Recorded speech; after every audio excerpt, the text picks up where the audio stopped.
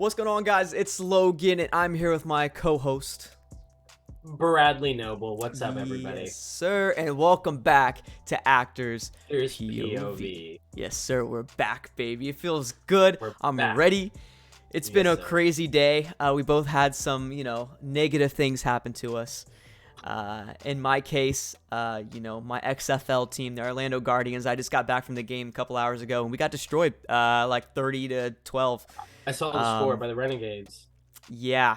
Or no, it was the Brahmas. Renegades. The It was Brahmas. the Brahmas. Yeah. Brahmas, my bad. I'm so sorry. Yeah, and the Brahmas are trash too. We're just a really bad team. But I'm still gonna support my boys. It's just every time Orlando gets a team, we're always trash. It's stupid. Oh, no, the AFL Orlando's that one poverty. year, we had the Orlando Apollos, which are really good. And then of course that league didn't even make a full season. So hopefully the XFL at least makes a couple. We'll see what happens. Yeah. But our team is trash, so that happened to me today, and I got to see us get destroyed in person. And Brayden, what happened to you, my boy?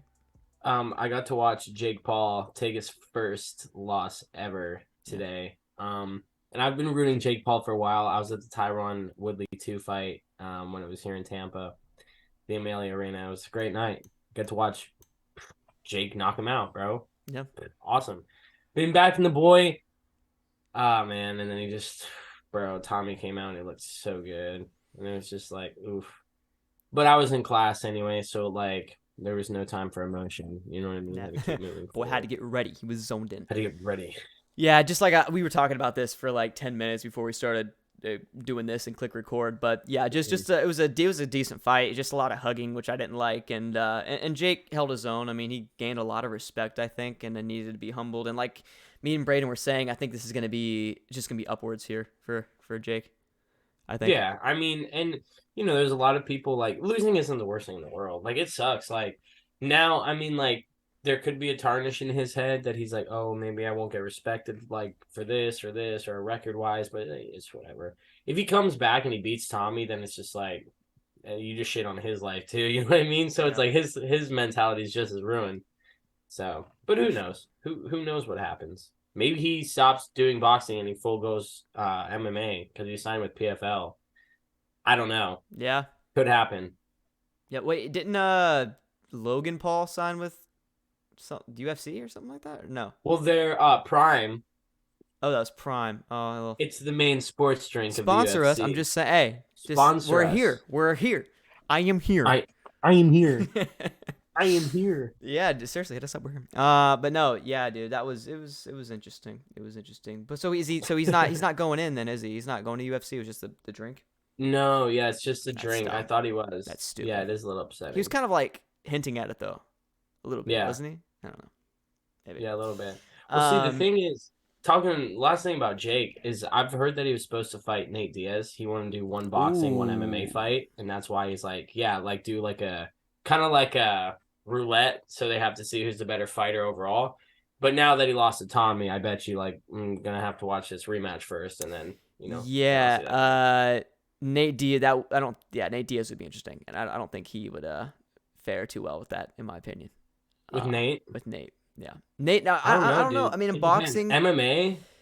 Yeah. He's getting his shit rocked. Yeah, but boxing, you're right, because I think Jake wins. Nate's really good when it comes to the wrestling aspect for sure. But actually throwing punches, I see what you're saying. Yeah, I see what you're saying. But Nate's got a chin, bro. Like, it would go to decision. I think Jake would win, but it would be like he's not knocking him out. That's true. Chin god. Yeah. No, you're right. But we'll see what happens. I don't know. It'll be interesting. We got to go to one of those fights one day. Hopefully they come back to Orlando, dude. Let's do that. It was the first time in like 3 years in December, and I'm like, crap, I missed it. So I'm probably never gonna. Yeah, no, they need to come back here, but they'll probably go to like I don't know some LA or something like that, but whatever. Or Saudi Arabia again. But yeah, dude. So we're here. I'm here, and we're about to do episode. What is this? 5 or 6? I think it's 5, bro. Episode 5, man.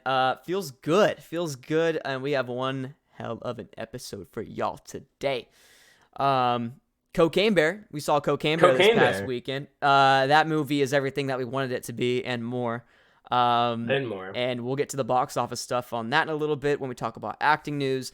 And then at the end, we're going to be ranking the Harry Potter movies. And that's going to be very controversial. The Boy Who Lived. The Boy Who Lived. and we have very different opinions on all that. So that's going to be interesting and really, really fun to Yeah. kind of argue and stop recording midway through so we can kind of relax.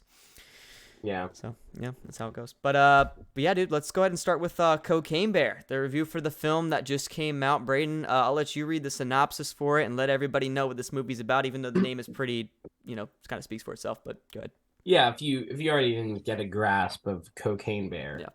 After a 500-pound black bear consumes a significant amount of cocaine and embarks on a drug-fueled rampage, an eccentric gathering of cops, criminals, tourists, and teenagers assemble in a Georgia forest.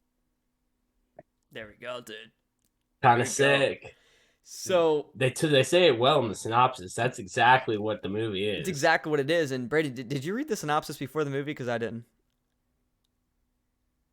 I just went in knowing. No, I didn't. Yeah, no, my brain had to process. Did you have a stroke there? I didn't know what happened. I thought I had to call 911. Okay, just make sure. But no, I didn't read. Yeah. We'll add that to the TikTok. Don't worry. But no, I didn't read it either. So I didn't know it was going to be a bunch of like different forces coming together. I just thought it'd be like like you following one group of people. But no, it was like 3 different groups, and they all come together. Yeah, some hikers. The mom of one of the hikers. Then you have the drug dealers and all them. Ice Cube's son. So yeah, man, it was a super interesting kind of concept, and I like that they did that because it added a little bit something to it. You know what I mean? Yeah. So it was cool. It's based off true story. I don't know what about it's true. Oh, I know. You know what I mean? And I mean, I would hope that what I just read was true, and it's just like maybe like how people were killed and like, you know what I mean? How many like is a little far fetched, but yeah. So it was So basically, the dude that we saw like at the beginning, it's like you see this. This is a spoiler review, so everybody watching this has probably seen it. You see the guy in the plane, and he's throwing the cocaine out. You know what I mean? Then he jumps out with his parachute. It doesn't open. He just dies, which is great. Dies. All that actually really surprised happened. me. I was like, "What the fuck?" Yeah, no, he this guy's just thing, dead. Remember? Yeah, knocked himself out. Oh my god, that was gold. But then like the music just stopped. That was great. But no, he. Oh my god, yeah. That's all actually real. The dude actually was throwing cocaine out. He jumped out. Parachute didn't open, and he actually died. So all that's real. And the bear eating, I think it was like 70 pounds of coke, something crazy like that, actually happened in north of Atlanta. I can't even imagine that. Just seeing a bear on cocaine. I would. Well, his agility, which we're gonna get to when we talk about the ambulance scene. Oh yeah. Yeah. So that was one of my favorite scenes. Oh, it's gold. So yeah, just basically a bear just with like unlimited stamina and the eagerness to kill everything in its sight. So that's interesting. Oh yeah. But yeah, man. We kind of said everything we want to say. Let's just kind of dive into the pros and the cons, or the cons and then the pros, and we'll just kind of go through it. Even though, I mean, with the cons, like this movie's. It's so self-aware. It knows it's stupid, so you can't really give it any cons. But there's a few in here that I kind of did want to like talk about. And I'm sure you have the same exact ones, and that's probably it. Yeah, no, I totally agree. Like, there obviously are little things I told people like straight up, it's not an Oscar-nominated like movie, like you know what I mean. But it's kind of like the Piranha movies, or like even like not even like Jaws, but like the old like I can't remember, it was like with an alligator, like just the stupid movies on purpose, like Anaconda. It's just like Anaconda, like Sharknado, like you just know they're gonna be dumb, so you're going in for like the wow factor of like it's a popcorn movie. It's just gonna be funny. Yeah, like you just want to sit there and enjoy yourself, and that's exactly what it did, to be honest. Yeah. Pause. No, I'm with you on that, dude. So the 2 main cons that I had, Brayden, and actually, you know what? I went first last time, didn't I? Yes. Okay, so I'll let you hit some of your cons in first. Good. Sir. Oh, thank you, sir.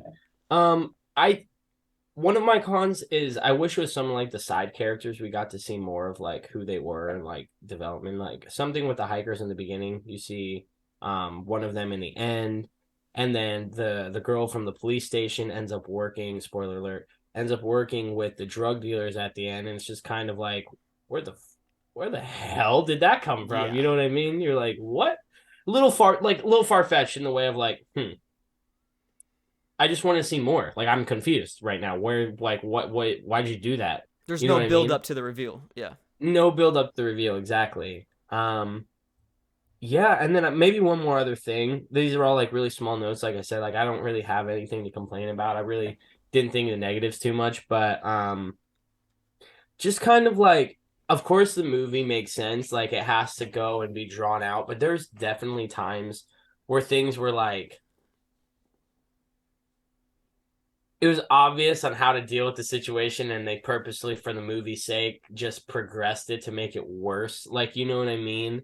Either like by not calling the right officials, or like just social cues in the movie. Obviously, like we're following this one group, and then you see our next set of characters coming right behind them going the opposite way, instead of like meeting up earlier because they're like 20 seconds behind each other. It's not a bad thing, but I think it goes back to like what I was saying in the first point. I just wish it kind of like not wrapped up better, but kind of just threaded the needle a little bit better. You know what I mean? Where we still got that like a little bit better of a connection of characters and development of story, but then still all the crazy awesome gore.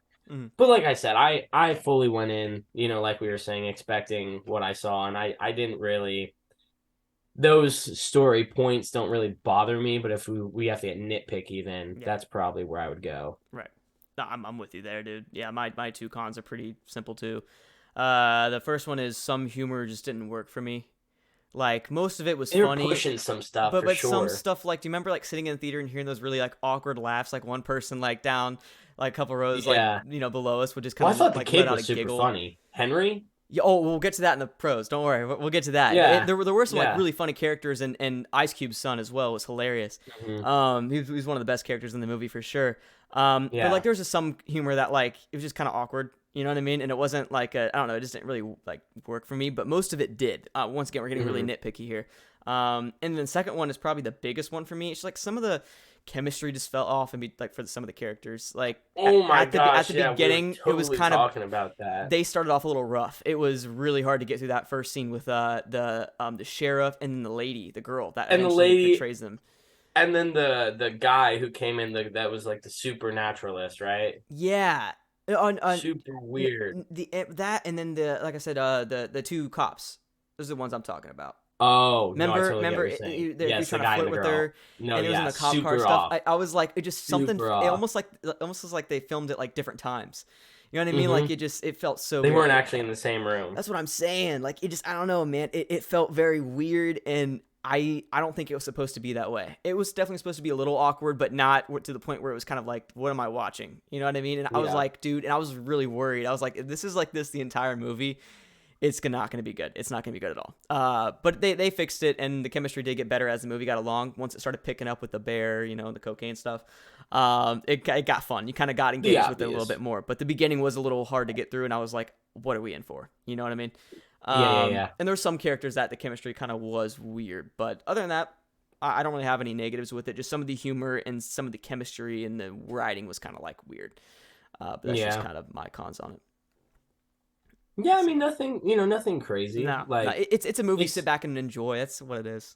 Yeah, and I have to agree. That's one con I did forget about, that chemistry thing. That's a big thing. We both looked at each other and said, "What?" That very first opening scene was just so awkward. I was like, yeah, and I don't know whose fault it was either. It was probably writing, but no talent. There's, it's weird when you watch it. You're not like in the acting industry. You usually blame the actors, but it could be the actors, it could be the writers, it could be the director. There's so many different factors in it. It's never just the actor's fault or never just the writer's fault. It just really just depends on the situation, and it varies a lot. So that is one weird thing about being an actor, is you start to realize that, hey, it's not just the actor, it's a lot of other factors. Going on? You know what I mean? What's up, man? What's going on? So yeah, that's just kind of something I wanted to bring out there a little bit, but yeah, so that's kind of all the cons for me and Brayden, right? Cons. Yeah, super short, man. Super short. Just like something else. So pros we got pros. Number one, I'll start with this one, dude. The comedy was like amazing. I mean, I know it's not going to work for some people because it's really stupid. You know what I mean? I get it. It's that dumb slapstick comedy. But it's like, it felt realistic. You know what I mean? Yeah, it felt like real life, like how like we would really react. Certain characters, at least. Mm-hmm. Yeah, no, 100%. We were talking about that when we were watching it. Yeah, we do. We were dying at some points. I mean, it was some really good Yeah. stuff in there.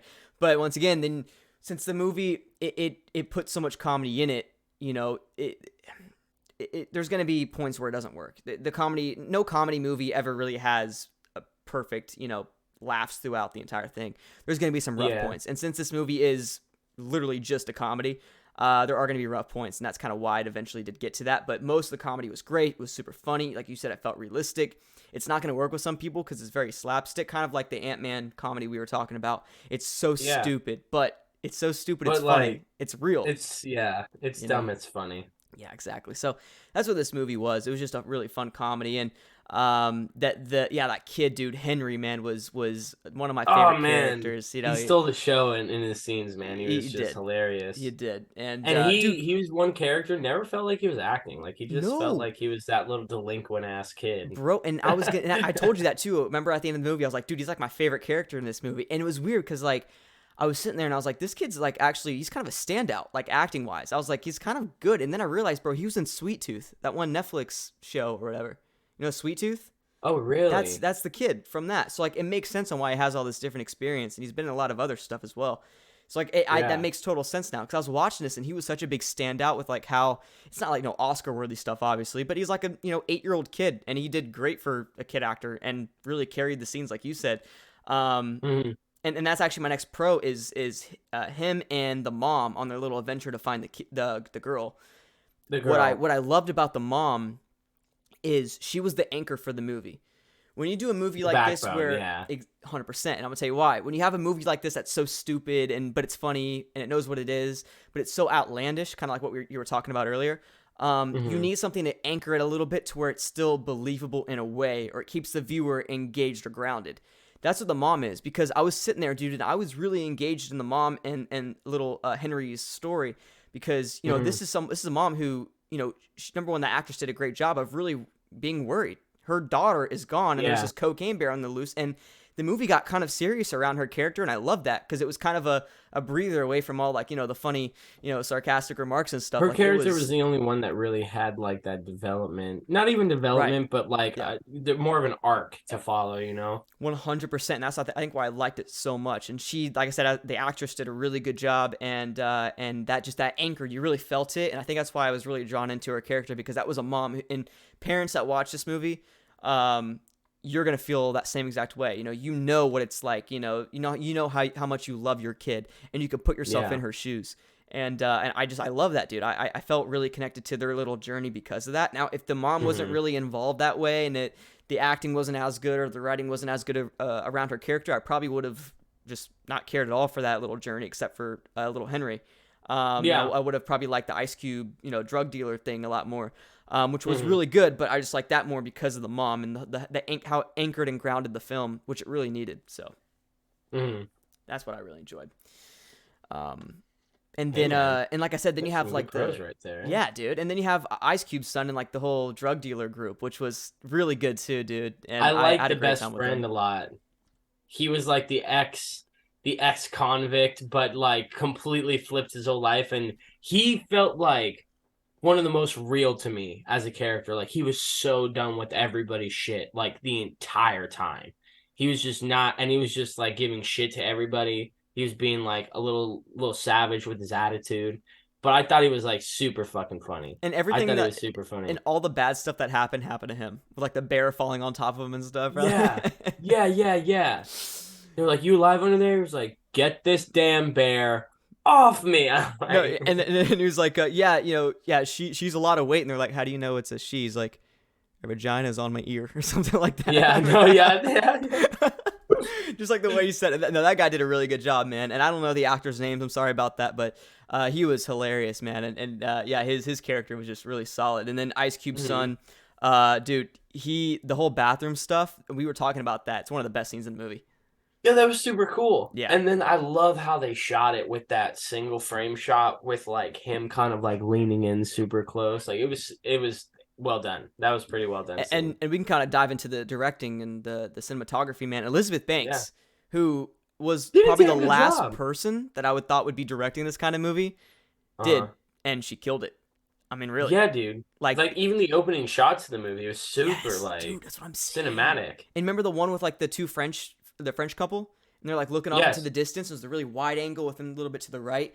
That was Yeah, yeah, yeah. beautiful. And you know what it gave off, Yeah. by the way? And we talked about this last week. Firewatch vibes. I don't know why. I Firewatch don't know vibes, why, yeah. but it did, and I fell in love with that shot. So Elizabeth Banks, dude. Yo, where's the Firewatch movie? Yeah, that's what we're saying, bro. Hey, Yeah, so we're Wild saying. Style was behind the camera, and she did a really good job. So No, I totally agree. We yeah, were talking about that in the theater. exactly. Yeah, so she did a really good job. So big props to her. And it was so weird for her to dive into this genre because it's not something that she usually does as an actress. Oh So that's yeah. what kind of. And when I saw Elizabeth Banks, I was like, what? But she did good. So hopefully this opens up more opportunities, and I'm kind of interested in to see what other projects she does now, which I'm assuming she's done stuff previous to this. But yeah, I'm kind of curious to see what she Gonna have does. to take 'Cause more of a look into that, oh yeah. yeah, dude. So yeah, big shout out to Elizabeth Banks for some of those shots. And I actually did today. I watched like the behind the scenes and how they like created everything, and a lot of it's green screen, which is really cool. Oh Like wow, all the really? tree stuff, obviously, because they're not that high in the tree, but like the background was Yeah. it was really cool, dude. So a lot of soundstage is stuff that they used, which is really weird because you couldn't tell in the movie. It At all all, seemed like it no. was really in the woods. So big Yeah, props, that's man, freaking to Elizabeth crazy. Banks. Yeah, just amazing job. But this movie did have, let's see the budget. I have it right here, $35 million budget, which is kind of insane for this movie. But the CGI Yeah, bear, wow. you know what I mean? Totally. That's kind of what most of it went into, is CGI. But still, 35 mil for this movie, it's crazy. That's a That's a big lot budget. of money. Yeah, it is, Yeah. dude. Um, Damn, they paid them boys oh, well. come on now, bro. You know Oh they did. Well, you had man. some. What's his name? The bad dude. Oh, That passed away. Yes, Ray Liotta. dude. I mean, he's an incredible actor, and the Yeah, as fact soon that as he we was in this movie. saw the message at the end, we were like, "Oh my god, that was him!" Yeah. Crazy, yeah. That was a really good performance, actually. Maybe that was an Oscar-nominated worthy Yeah. performance. No, he was good, dude. He did a really good job, and RP to him, man. Yeah, He rest in definitely peace, went out man. with a bang with Cocaine Bear, so that's pretty cool. Phenomenal movie. Yeah. Yeah, exactly. Um, yeah, man. And then let's see what else. I'm gonna do one more thing before we talk about the ambulance scene. Oh yeah. There was a shot with the ambulance people when the paramedics when they first got into that little cabin, and then you had Yeah, I was gonna bring that up. Yeah. yeah, and then you had the lady. What's the name of it? The Ranger. The ranger, park ranger. She was obviously she got attacked by the bear or whatever, sitting in the corner, and they come up with the Bear. yeah, exactly. She came up with the stethoscope, and she like put it up to her, and you hear the heartbeat, and then it slowly goes into the score, and you hear the beat in the score, and you hear it boom, boom, boom for the music, dude. And I love that transition, dude. That was Yeah. seriously really creative, and I loved it. And like I could just, I almost wish this movie was And then serious in that she aspect. picked it up off of her, like it started to go quiet, and then it went silent until it got right here, and then she was like bear, Dude. and then it went Yeah. dun, dun, dun, dun. The way that they played with that was really cool, and just the way, like I said, how easily it went into the heartbeat for the score was really yeah. cool, man. And I love that. The heartbeat got faster and faster as a paramedic went and opened the door. I loved it. It was super cool. So that's just a little thing that I really, really enjoyed, and that kind of stuck with me even to the end of the movie. Yeah. Babe, you got any other pros before we dive into the ambulance scene? It kind of goes along with the ambulance scene, but the cabin scene, like with the boys, Yeah. and after she had just gotten attacked by the bear, I think it's a really cool acting scene, and like that's one of those scenes in a movie you sit there and you're like, did I really just see that? Like, was that actually in a movie right now, dude? Like, literally, she's like, open the door and move out of the way. He opens the door, and you just see Open your the door. dumbest. Opening your. He's opening your. You see the most dumbfounded teenage face, and he's like, "That's a fucking bear!" And then a giant bullet hole in the back of his, like going through his head, and then he Yeah. just collapses. And then the friend walks over, and he goes, covered in blood. What the fuck? Like it was so funny, and at the same time, like it felt realistic too, because you have this kid who just traumatized, literally. His She face is shuts the great. door, and she's like, "We need to barricade," and he's like literally like moving his friend, freaking just gotten his head blown off. Dude. But that's another. It goes back to that same with the ambulance scene, what we're gonna talk about, and a little Yeah. bit what you just touched on, the animation, man. Like with that budget, they did really put it to put it to use. And when people like ask me like what I thought, I was like, obviously like it's not, you know what I mean? It's not like the freaking Irishman or whatever, but the effects are actually really amazing. Like I thought they were really good, and the CGI, like it doesn't really look fake. Like you can tell it's CGI, but like for what's going on, I think they did like a really incredible job actually. Yeah. No, for sure. Yeah, the CGI was solid. There's a couple points where it's like, oh, I see that, but there wasn't any Yeah. moments where like, I like even Marvel sometimes nowadays you're kind of like, whoa, and Whoa, bro. Cocaine Yeah. Bear really didn't have any of those moments. Like I said, there was some obvious CGI, but it wasn't like Yeah. like the Scorpion King type CGI. You know what I Yeah. mean? So yeah, overall, yeah, just decent with that. And the ambulance scene happened, which Brayden almost left to go use the bathroom too, which So was close. wild, I and he almost walked missed it. out and something like, dude, I got to the side of the theater and I was about to walk past, and there's something like God told me, he was like, you cannot go yet. And I was like, why? I turn back and I look, and the music getting heightened. Bro, all I see is this trooper. Spoiler, this is the scene we were talking about. The trooper, the bear, let's just start here. The bear has the athleticism of Usain Bolt and Michael Phelps combined. And The cocaine, bro. literally, yeah, no, freaking flew into the ambulance from like 20 feet away. And the trooper on the stretcher comes flying out while they're going at least 80, 100 miles an hour, just face first into the gravel of the road. And like it was like Mortal Kombat. I was like, holy shit. Thank you, God, for making me stop in my tracks. Yeah, It's such just a one of those gnarly moments you scene. don't want to miss. Yeah, you don't want to miss it. And it's like that's what I'm talking about with the effects being so good. It was so realistic and so well done. Yeah, no, And it I was like how they wild. paid homage to that scene at the end of the movie. Oh How the little yeah, Henry tried to walk towards it. She was like, "You don't want to look at that." He's like, "Yeah, dude." yeah. He's staring. He's like, "Oh, here's the popo." That was Mm-hmm. great, dude. He killed it. He killed it. But no, that scene was wild, bro. And then the girl Wild. gets ejected. Remember the driver? Yeah. Just the whole Or no, the dude, his sequence. hand first, his Oh hand, yeah, he's yeah. sitting there and he's like, "Oh," and his hand just goes like that, Oh, completely off. bro. I was sitting there and there's a worker next to me. I didn't even tell you that there was a worker next to me. I thought he Yeah. was gonna be like, "Are you sneaking in the theater, boy?" I was like, "I swear to God, no. I have to pee, sir." Yo, wild scene. It was good. It was good. So if you like gore and you like, horror, like Saw, stuff like that, Hostel, definitely go and get ready for that scene. That scene's worth the movie alone. I mean, even if the rest of the movie was 100%. trash, that scene made the movie, which is why I was like, oh my God, I hope Brayden did not go. Because you were taking a little Mm-hmm. long too. I was like, okay, that means he's probably still there. Yeah, Um, yeah, yeah. but yeah, dude, just a really fun sequence right there that I think really made the movie super interesting and added something to it for sure. I So think that's really what the horse of the movie is the effects. Like it just really those effects and like the moments, they weren't stupid either. And like they didn't seem unrealistic. Like you know what I mean? It's not like a slasher like you see someone's hand get cut off and it's like a nub and then like squirting blood like man's whole hand like detached from his yeah. wrist. Like it looked so cool. hmm It looked super cool. No, it was dope. Yeah, I mean, yeah, the like injuries are really cool.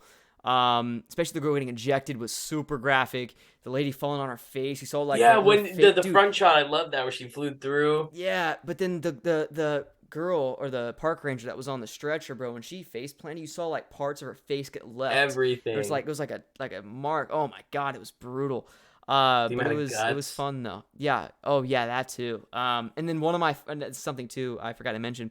The David Spade guy.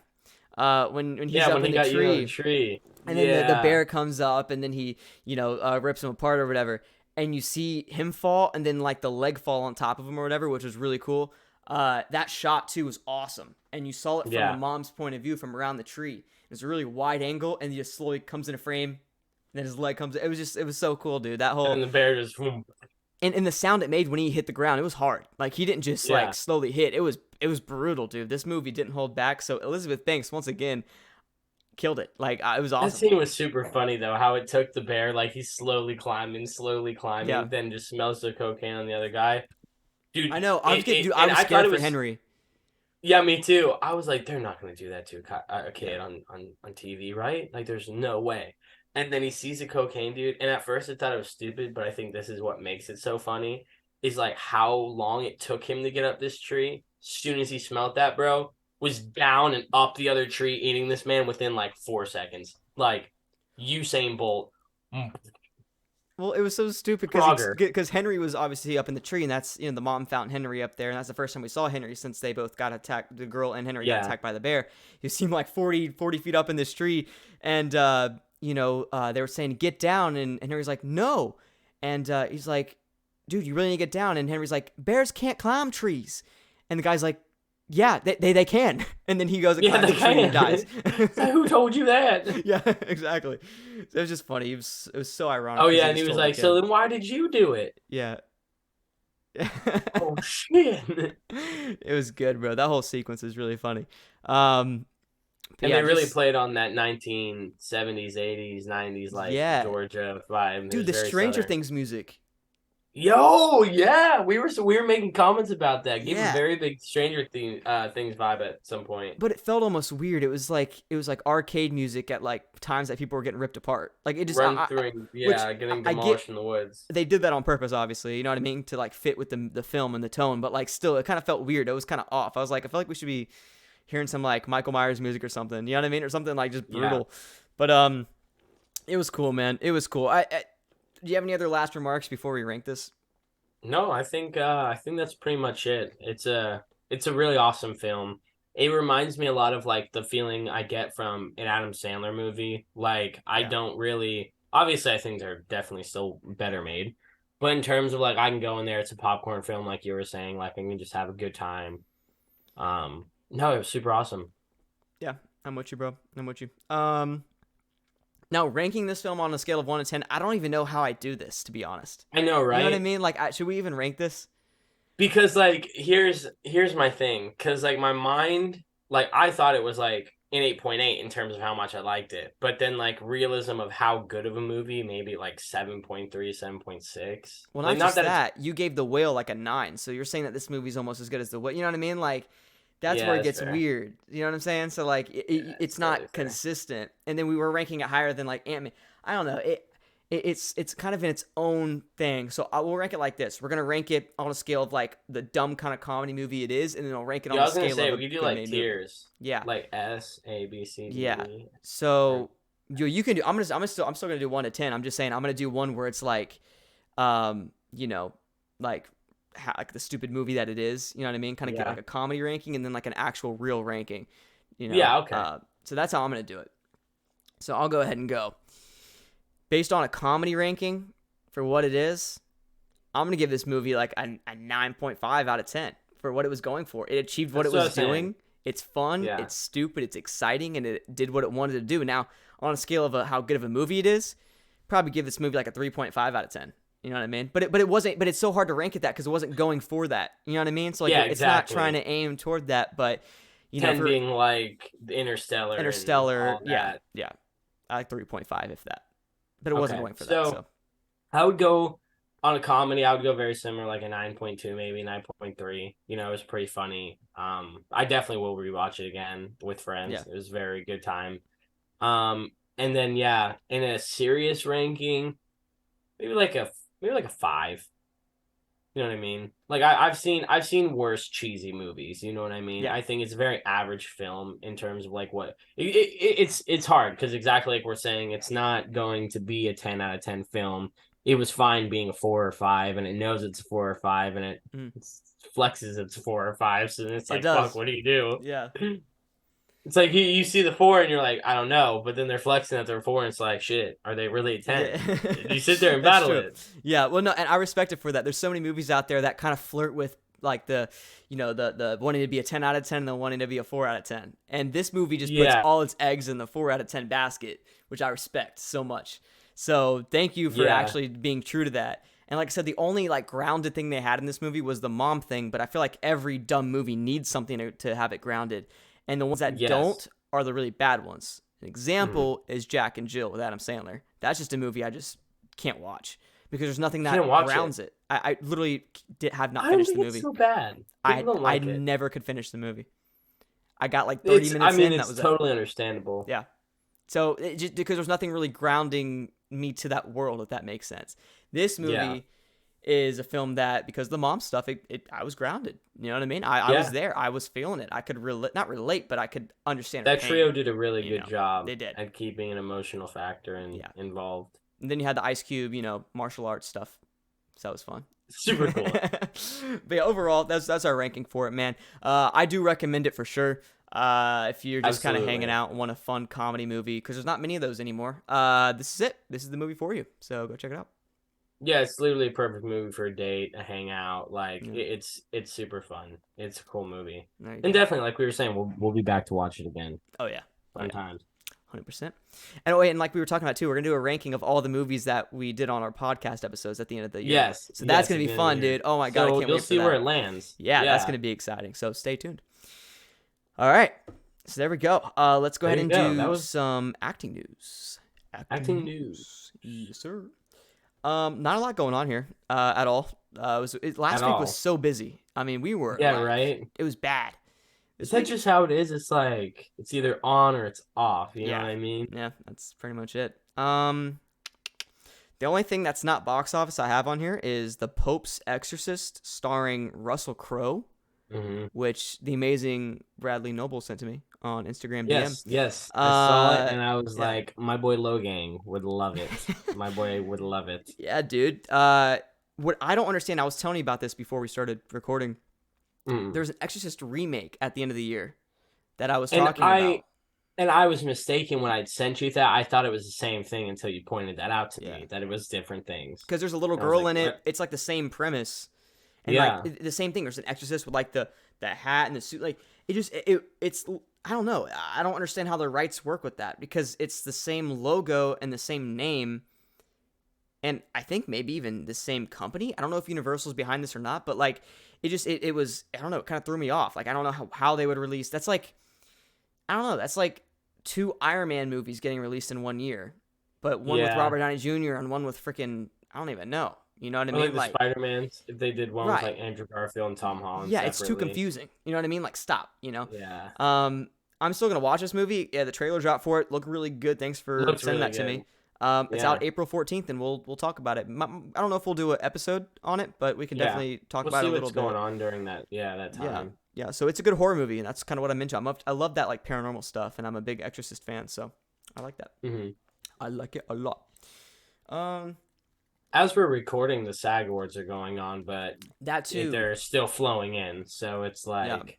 While I'm doing this box office, if you want to take like 3 awards that have already been given out on your phone, okay, and then I'll just kind of read them the box office stuff. Cocaine Bear gets $23 million this weekend, $28 million globally on its opening weekend on a $35 million budget, which is insanely good. Almost beat out Ant-Man, which has $32 million this weekend, on a 69% drop from the opening weekend to the sophomore weekend. Wow. That is, and by the way, the worst in Marvel history. Blows my mind. Worst in the MCU. Unreal stuff. I don't understand it. You know what I mean? Like Love and Thunder had I think Love and Thunder had a 62% drop.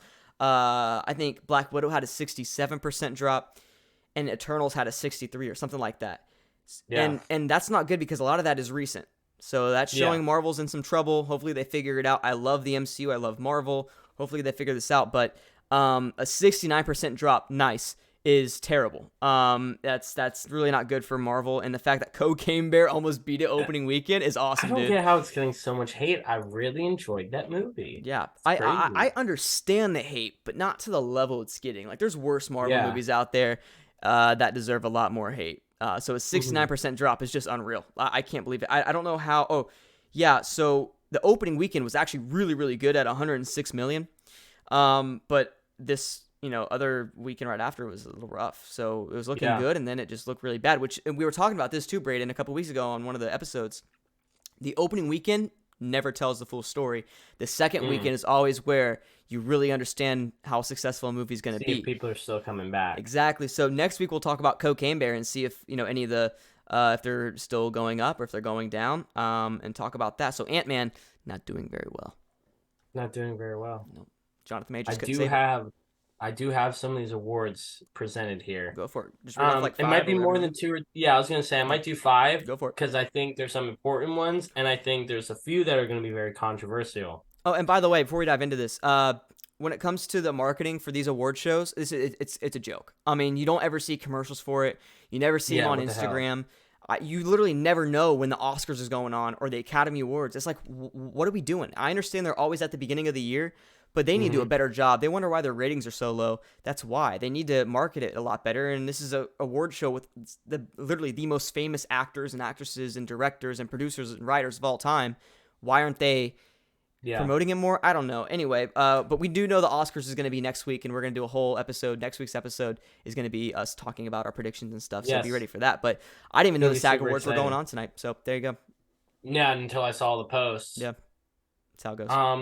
I'm gonna say these four because they're all television, and I feel like, no offense to the television, we're all a little bit more concerned with the motion picture Yeah, aspect of it all. yep. So, in comedy aspect, we have Jeremy Allen White in The Bear. He won Best Leading Actor in a Comedy, and then Gene Smart in Hacks for a female actor in a comedy. And then for dramatic female actress, it's Jennifer Coolidge in The White Lotus, I like that and pick. and then Jason Bateman for Ozark. Okay, that makes sense. Everybody expected that.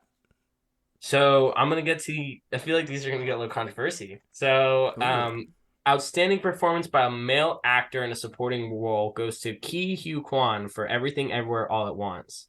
I totally agree with that. I agree Not too. I agree controversial at too. all. The only thing I've heard is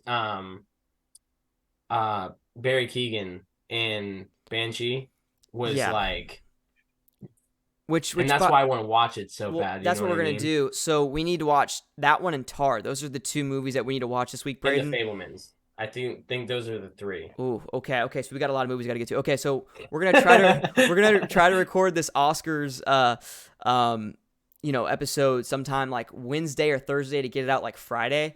Yeah. Just so you guys can obviously listen to it and then get ready for the Sunday Oscars award show.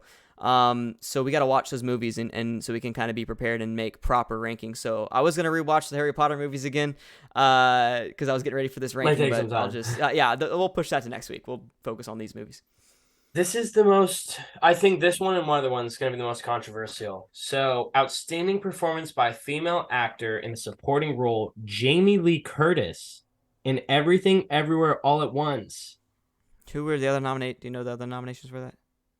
Um, I remember that Stephanie from that same movie was off on it. Like the daughter from the movie was nominated as I liked her well. more, to be honest. I thought Me I too. would have rather her win that one. I love Me Jamie Lee Curtis. too. I love you to death, but I do I too. don't agree with that. That's rough. Because she I went from the know. nice innocent kid to like this evil entity, and I loved it, dude. Yeah. I'm trying to see. Here we go. I can see it right here. So we had Angela Bassett in Black Panther, Hong Chow in The Whale, Condon in The Banshee, Jamie in Everything, and then Stephanie in Everything. Okay, Stephanie deserved that. I mean, that's not even close, to be honest. Yeah, Not even definitely a little close. interesting. Yeah. I will say, definitely a little interesting. Hmm. So we get into our two main ones that I really wanted to go over. Outstanding performance by female actor in a leading role, Michelle Yeoh in Everything Everywhere All at Once. I think it's so well deserved. I was telling you that. I Yeah, thought she did so damn good. Yeah, I like it's her that. night, man. She carried that movie. And I'm gonna say it. This one is gonna be the controversial one. Oh God, all right, here we go. Get ready, ladies and gents. Outstanding performance by a male actor in a leading role, Brendan Fraser in The Whale. God. I agree with it. I don't Okay, hold know. I on. don't know, man. Read the nominations or nominees. Nominees. I got you. I got you. I'll find the This is nominees. kind of a Hold preview, on. by the It'll way, take guys. me. While Braden's looking that up, this is kind of a preview for next week. You guys are gonna kind of know me and Braden have very different opinions on some of these movies, and we lean a lot of different ways. Go ahead. What? I didn't even know this, dude. Adam Sandler got nominated for a damn Oscar in Hustle, the basketball movie. I heard it was Uh, that good, I but I didn't didn't see know. it. Or my bad, not Oscar for the SAG Awards. SAG, But I that's saw that cool. that's still, yeah, super big, and You like don't ever see with that. That's everything yeah. with with everything with Uncut Gems, I knew he Yeah. was super upset that he didn't get nominated. That's super awesome to see. No, it's like it's a super awesome story about him Uncut being like Gems a. didn't get nominated? That's why he made. Whoa. Dude, I don't know if you know this. He said if he were to have gotten snubbed at the Oscars, he was going to make the worst movie he's ever made, and then he released Hubie Halloween. Not saying that's the worst movie he ever released, but that's the reason that movie came out is because he lost. I And kind it's of so like bad that it's movie good. though. That's the thing Exactly. about It's it, so bad it's though. good. It's so bad it's Yes, good. At bro. least it's not like 100%. Jack and Jill. It's Yeah. like bad, but Yeah. it's still That's good. true. That's true. That's true. That's a funny movie. That's so funny. Another movie, by the way, I don't know if he was nominated for or not, was that one movie we're talking about, with Don Cheadle. I remember I mentioned that to you, the 9/11 one. Yes. Yes. I'm telling you, that's an Oscar-worthy performance by Adam Sandler in that film, Yeah. which is crazy. I don't think he was nominated for anything, which is unreal. Anyway, Go ahead. Sorry, my bad. No, you're good. So, of course, we had Brendan Fraser in The Whale. Sure. We had Colin Farrell in Banshee, Austin Butler in Elvis, Bill Nighy in Living, and then Adam Sandler in Hustle. Okay, so that's not too bad. The only other, you already know who my pick Elvis. is. I don't want to give that away. Yeah. I'll save that for next week, but you already know who my pick is for that. Yeah, I have a few here. I think it could have even gone Austin. It could have gone. I don't know. It could have gone all of them, bro. Colin, and I'm just such a big fan of Adam. Like, I need to watch Hustle now because I heard it was super good. It's about him being an NBA I watched coach. trailers. Yeah. Yeah, and he drafts a lot of the foreign players. It's super cool. Yeah. Super cool. I love seeing him in those serious roles. And now he's getting older. He's doing more of those serious roles, which is awesome. Mm-hmm. And dude, ever since I watched Reign Over Me, I think is what it is, that film with Don Cheadle, Yes. I knew his range is unreal and really underrated. And the fact that he's starting to kind of tap into that a little bit more because he's getting up there. I think he's like, is he 50 something, 60 something? Yeah, he's in 50 his something. 50s. Yeah, yeah, not 60 something, he's 50 something. And now that he's up there, he's starting to kind of relax a little bit and take his time and do some more of those really dramatic roles. And I love to see that, dude. That's really cool. Yeah. But those were all the ones I want to go over. Of course, there's other ones with casts, and I don't think they did. I didn't see the best picture or anything or like that. I just saw a lot of the cast nominees. I think we all know who's going to win Best Picture. I mean, it's going to be Everything Everywhere All at Once. That's obvious. I think it's pretty obvious. It could be pretty obvious. Yeah. But yeah, so there's kind of a preview into what we're going to be doing next week. The entire episode will just be us going through the different nominations and who we think, and this is going to be really cool because we're going to have a lot of disagreements, a lot of agreements, and there's going to be some crazy stuff, and we're going to try to get to those movies, especially those two we talked about, and that third one that Brayden mentioned, and we'll get to those for sure, and I need to do that, so... yeah, so that's kind of all of our acting news. I think that was all the box office stuff I wanted to get to.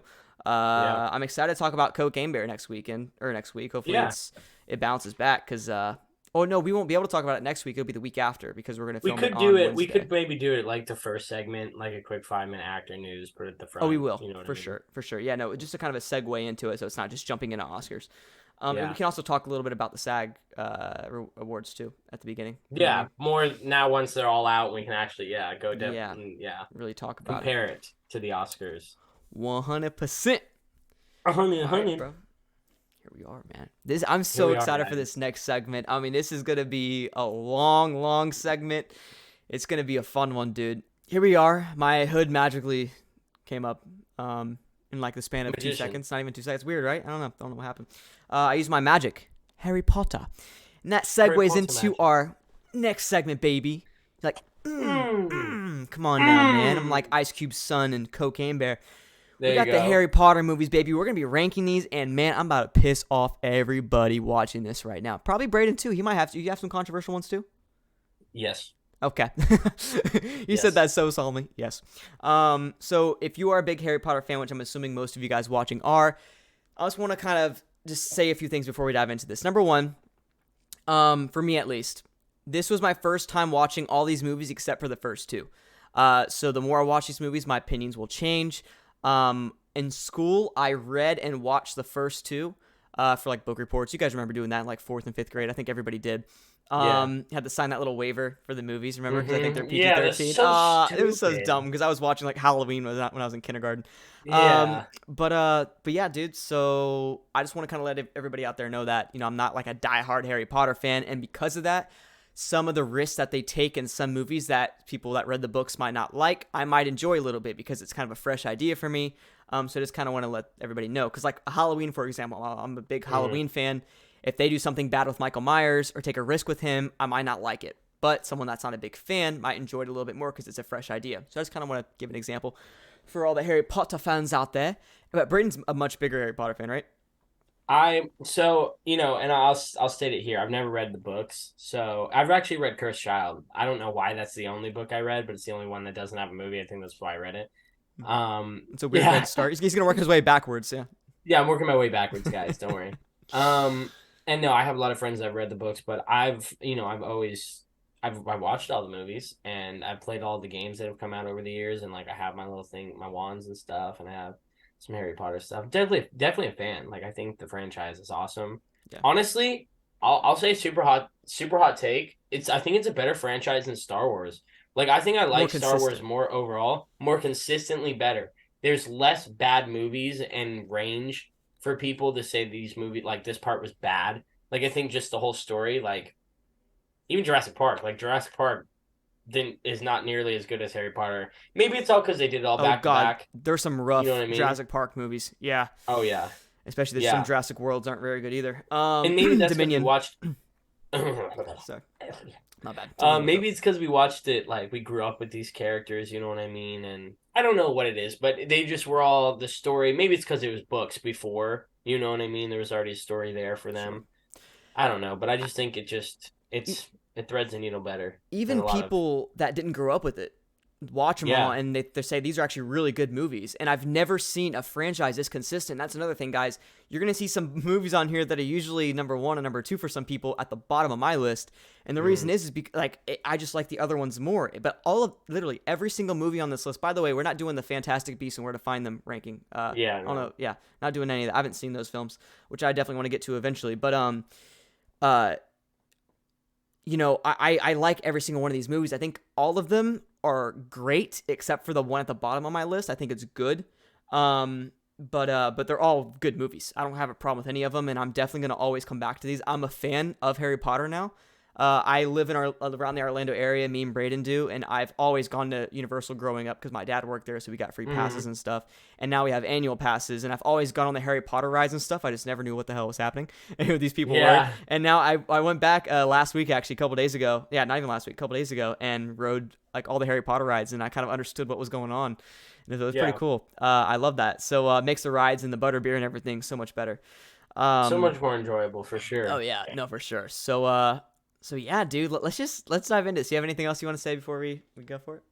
It's been a long time since I've seen these movie guys. I should have been better like Logan. I didn't really know he was like rewatching them until he was already dove into it. So I've just done a few recaps to try and catch up and remember everything. So if I forget a few details, don't badger on my head, but I try my best to remember everything that I can. But I think I got a good grip of everything. My list came out pretty well. My bottom few are the only ones maybe I'll change, and I actually had a list switch very last minute. Dude, very last minute. Like an hour before we filmed this, I was like, yeah, I'm doing it. I watched another recap video and I was like, no, I'm doing this.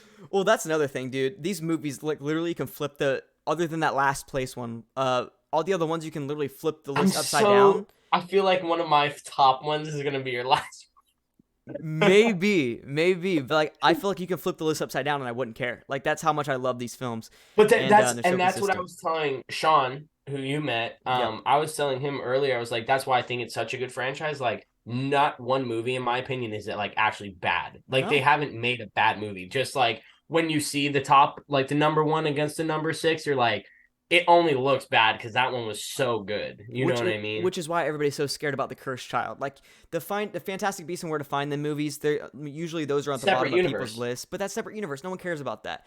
Mm-hmm. You do a Harry Potter movie, that's why everybody's like, ooh, the ending of part 2 was so good. And that's why I think Daniel didn't want to come back for so long. Because they ended...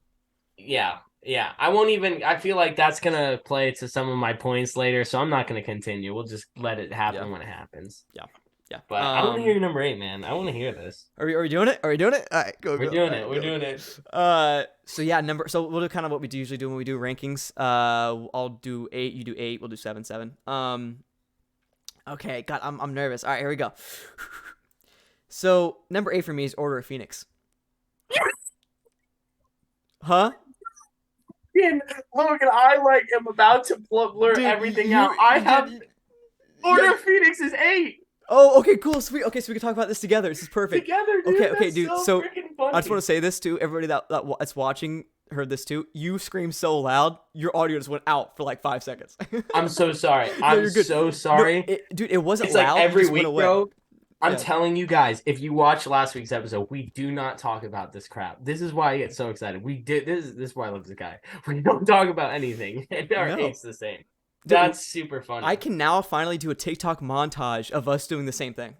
Like, I can actually do it now because it's been 3 separate occasions that we've done this. This is crazy. Order of Phoenix, dude, and we probably have a lot of the same reasons. I'll just dive into a few of mine. Mm-hmm.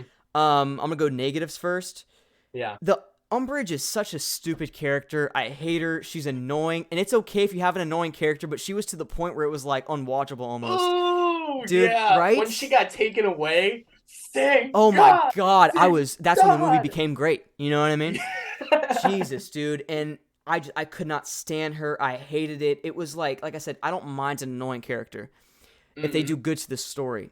She was just like annoying. And also at this point in the movies, I was really annoyed of the Defense of the Dark Arts teacher always being the bad guy. And it's always switch. Yeah, it's always a new person, and it's always the main villain in the movie. It was so stupid. Like I knew she would be a bad person. I was like, this is why. Like, I don't know, man. I hated it. It was dumb. I didn't really understand it, to be honest. I thought it was pretty stupid. What else, man? Didn't like that. I expected a lot more Voldemort. With the end of Goblet of Fire, they set up an amazing ending. I was like, Voldemort's back. It's going to be crazy. Let's get it. Mm-hmm. And then he doesn't show up until the last 5 minutes again. What are we doing? I agree. And that's where my thing with that movie, to me, and this is me personally, it is the most, not pointless, but every other movie has a significant moment in the movie that's crucial for the arc. I feel like this movie had the least important, like Umbridge was the most important character, and it was just kind of like, ooh, it didn't attract. It was a filler movie. Book readers, what I've seen is for book readers, some people think it's like really good and true to the story. Yep, because it is. But and then that's the thing, like this is a film, we're going off the film, bro. Yeah. And I'm just sorry, like the other ones, like even, and that's why it's higher. And you can already, since this is our last one, like Sorcerer's Stone, like it's just more interesting to me, and it has more crucial, defining Harry Potter arc moments that need to be there. Whereas this one, I'm dealing with like this short redhead who's just annoying as hell the entire time, dealing with the same script, and then we have to flop like Headmasters like 5 times. Oh my God, dude! And there's so many other aspects of her character I remember I hated, but I don't remember exactly what it was, if that makes sense. You know what I'm talking about? Like, she was just like super annoying to the point where good for the actress. She's really phenomenal. I mean, she was great. She did exactly. So annoying. That's like, you look at like bullies, right? Like, if you hate a bully in a movie or TV show, that means that they're an incredible actor and they're doing what they're supposed to do, and then the writing's awesome, all of that. It's exactly what this was. And maybe that's why book readers love it. I agree with you 100%. That's something I've realized. A lot of the people that I talk to that are big on the books, they love this film. They think that Umbridge was a perfect cast and thought that she was exactly what she was supposed to be. But I think it's because they had an expectation. And my expectation... Listen, your opinion on movies and TV shows and seasons and stuff, it's all based on expectation. That's all it is. It's what you expect. This was the 5th film, right? 5th one, yeah. It's right after Goblet of Fire, which is the 4th. Oh my God, dude. I don't know. It's dumb. Too much hate. Yeah, what? That movie to me gets a lot of hate. Goblet? Yeah. We'll talk about that in a little bit. We'll talk about that. Talk about that in a little bit. Yeah, we will. So yeah, dude, this film, like I said, there's an expectation. You don't set up a Voldemort being the main villain and then just get rid of him again. Like, that just it's like if for Umbridge, Infinity War. Let's take Infinity War for example. Yeah, for Umbridge. Let's take Infinity War. Let's say that is Infinity War, and then there's Avengers Endgame, and it was like a Captain America movie. Like, it's like, yeah, right. What? Like Bucky, and then the Red Skull comes back. Yeah. Like, I don't know, dude. It was like, threw why? me off. Yeah, I didn't. That's like the thing. There's just too many for me as well. There's a lot of villains that you're like, who am I trying to focus? Like, who's the main antagonist in this movie?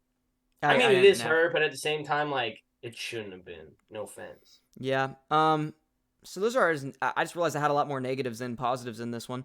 The only the two things that really stood out to me that I really liked. Number one, the army of kids, the Dumbledore's army. Remember? Dumbledore's army. And like in Harry Potter was like teaching all the kids, Expecto His Patronus defense, or whatever. That was all cool. defense moves. Yeah, dude, I like that. Like that was actually, I love that they were playing in secret, and then Umbridge and the Slytherin kids, Draco and all them were trying to And find them. And they did. You know what's funny? You made a Captain America reference. It almost feels like Civil War. You know what I mean? Yeah. You kind of have like the clash in the middle. And one of my favorite things actually about this movie was seeing Dumbledore be the most powerful wizard of all time. His prophecy. He was just goated. That was my second one. He was kind of matched with Voldemort, but dude, still, for his age compared to his undead creature that just got brought back, he's almost full power, whereas this man's 80. I mean, come on. It's like Yoda fighting. I think isn't he 100 and something or no? Yeah, you get my point. Yeah, dude's he's up over there. 100 years. Yeah. Yeah. I do got to say this, dude, and it's never good when when the last 5 minutes of your movie is the best part. And that's what this movie was. The only really good thing, other than the army of kids, which got overshadowed by how bad Umbridge was as a character, was the whole Dumbledore versus Voldemort fight at the end. That was the only other good thing. And that was an incredible fight, man. I mean, you see Voldemort appearing, you see Dumbledore, and they're fighting, and you finally see Dumbledore in the act. You've never seen him use magic ever in the rest of or at least not do it like that. You know what I mean? Never uses wand. He comes in, bro, and he starts matching with Voldemort. Yeah. Dude, it felt like Mortal Kombat, dog. It got me hyped. Which I was like, why would you wait? That should have been in the second act. You know what I mean? Yeah. And I don't know. I felt like, I don't know, with the writer of the books, bro. I can't remember her name right now. What is it? J.K. Rowling. Yeah, Rowling. I felt like she just did this book and / movie as kind of a filler. She was like, oh, I gotta extend the series because this could have been part 2. This could have been part 1 and part 2 right now. You don't need especially the Half-Blood Prince, which we'll get into in a little bit. Had a lot of issues. I love the movie, but had a lot of issues in the sense of it felt like almost like another filler movie, but it did a better job when it came to characters and stuff like that, which is why it's more high up on my list. But once again, though, it just felt like another filler movie. You can take out Prince, the Half-Blood Prince, and the Order of Phoenix, and the franchise doesn't change too much. Think about it; it doesn't change at all, really. Yeah, that's true. I mean, you have the Sirius Blacks because I think Sirius Black dies in Order of Phoenix, right? Yes, which I didn't care though. Really? I love bad? His character. I don't know. No. I don't really care. Mean, you know what I mean? If you were to be well, I don't know. It just depends on who you like as a character. You know what I mean? It was sad, but it just didn't line up with any of the other deaths that happened later on, in my opinion. Mm-hmm. You know what I mean? Honestly, I kind of felt like they could have kept him a little longer. Dude, I thought that's what I'm saying. I thought he would mean more to the story. I think that's probably why I didn't like it because I was like, there's so much more here. And then you just totally rip him, and he was unneeded after Prisoner. Yeah, and that's the thing. They set his story up to be such an important character, and then after that, you don't even really see him in Goblet. And then I know he comes back super healthy in Order, and it's where'd you go, bro? Thank you. That's great to see you. But it's where'd you go, bro? That's what I'm saying, bro. It didn't feel right, and I think that's why I didn't care about his death because I was like, why? What are we doing? You know what I mean? Why, bro? Yeah, why? So yeah, I didn't really like that at all, personally. So yeah, that's kind of my opinions on the film. Just like I said, a good movie, but not great. Just because that's probably, listen, if you gave me all the Harry Potter movies on DVD and Blu-ray, that's the last one I would pick to watch. I just don't care for it. 100%. It's just like you said. It feels the most like a filler movie. Yeah. I mean, there's great moments in it, and to the book fans, you probably really love that movie, but just to sit there and watch, the rest of them give me a better rush and more nostalgia. You know what I mean? So, nothing against the movie, like Logan said. It's a great film, but yeah, definitely on the bottom of the list. I'm with you. Now, this is where it's gonna switch up. I think this is where I listen. Everybody watching right now, I just want to say this. Actually, Brayden, let's let you do 7 first, because I don't want. I want people to at least watch for another 10 minutes before they leave when I say mine. So go ahead. All right, and you might be mad at me. I don't know. I don't know your list. This was my 8. And then I switched it around. And it's not because I think this is a bad movie, and that's why I ended up putting Order at the bottom, because I think Order is decently a worse movie. But, oh man, 7 for me is The Sorcerer's Stone. I expected that. Yeah, and I'll tell you why. The only reason that it's like that is because I feel as if the series continuously just keeps getting better. Like, the dynamic is more, like the character development is more, like the emotion is more as they get older. And I think what what that movie does so well is it's so nostalgic, and it sets up everything.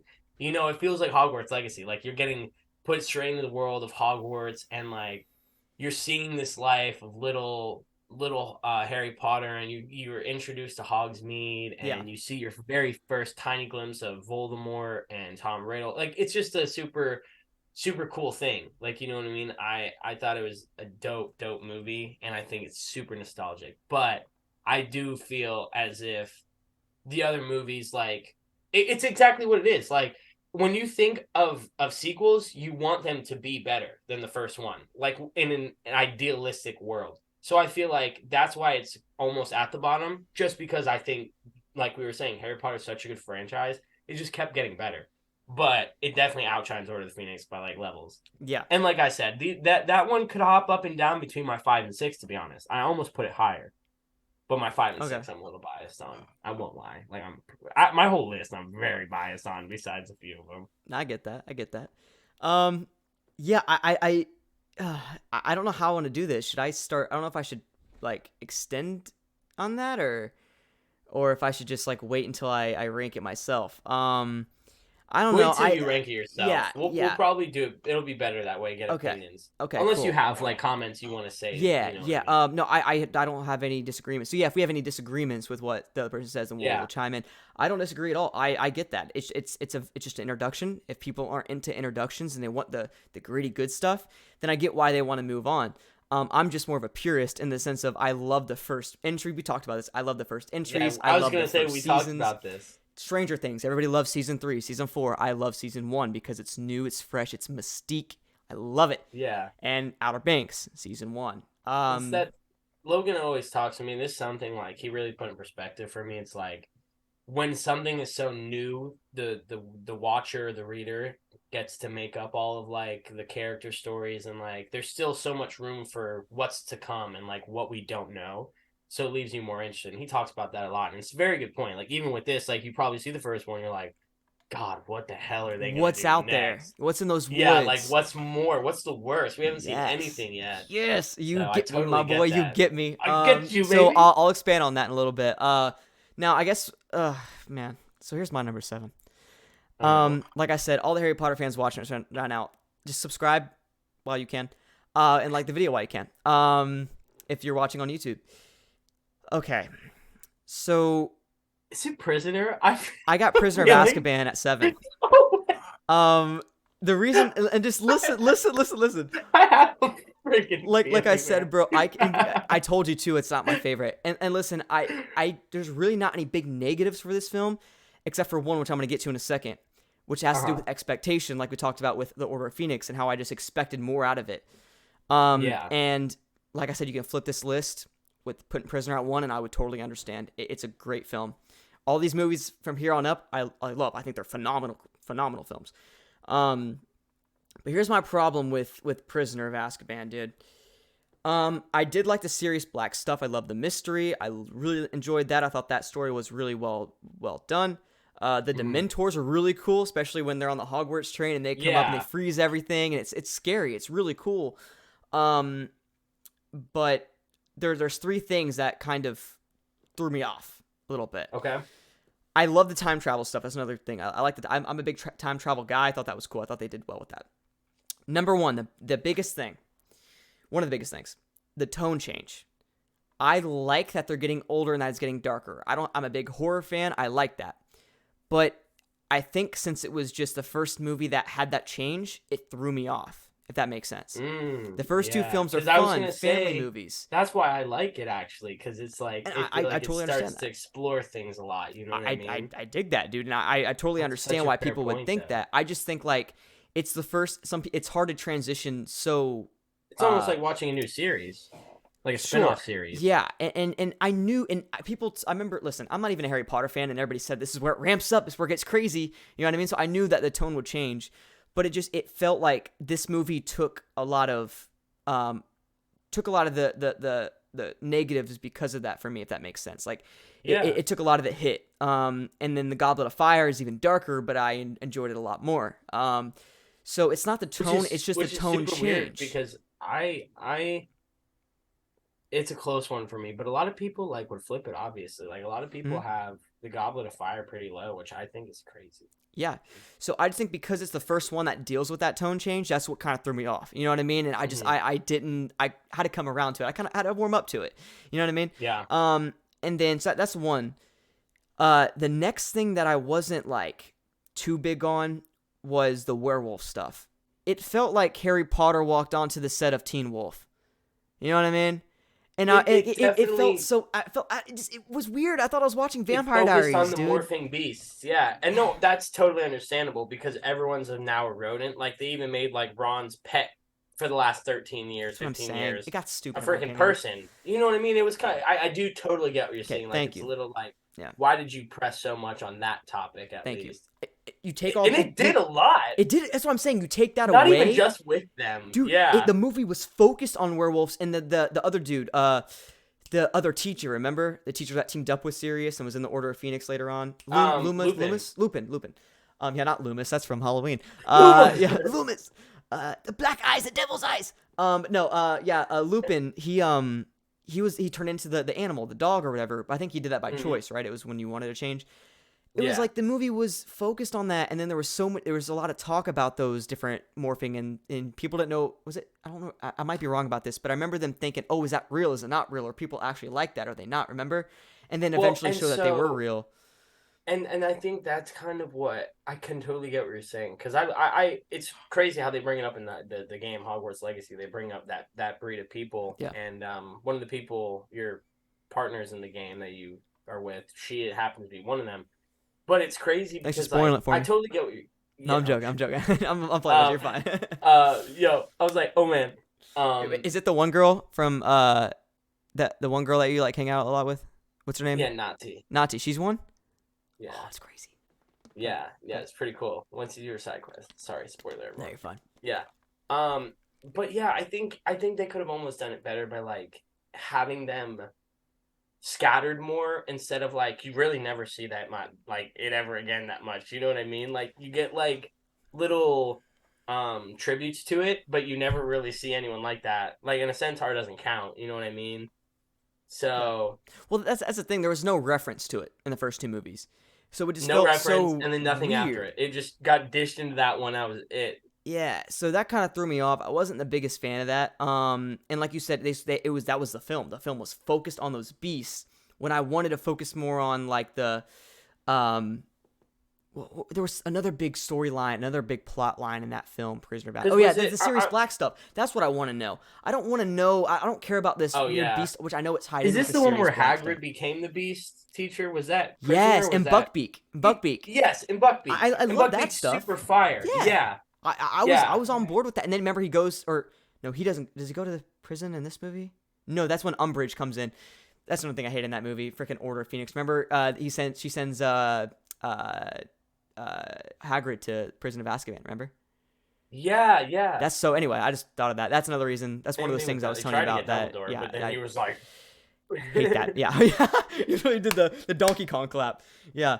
But yeah. So like, just I like the stuff involving Hagrid and that and when the kids are hiding, you remember, and then those people come into Hagrid's home and they have the cloak on. Was that movie? I think so. I'm not sure. And then they run out the back, which was really cool. And then you see all that. Then you re-see it when they go back in time. So there's some cool elements to it, but cool. They needed to stop focusing on the beast stuff, which I know was connected with Sirius Black. I get that, but I just feel like you could have taken a totally different route with this. and the beast Focus stuff more just on threw me like off, dude. the Dementors and Yeah, stuff. You know what I right. mean? It focused on the wrong things for me, which Because they had is that a cool preference. Lumos scene. You know what I mean? Where he came back in time and he That's realized another it was thing. him. And I want to talk about this. And this is something I want to bring up. And I might be wrong about this, but I just watched the recaps today again to get ready for this.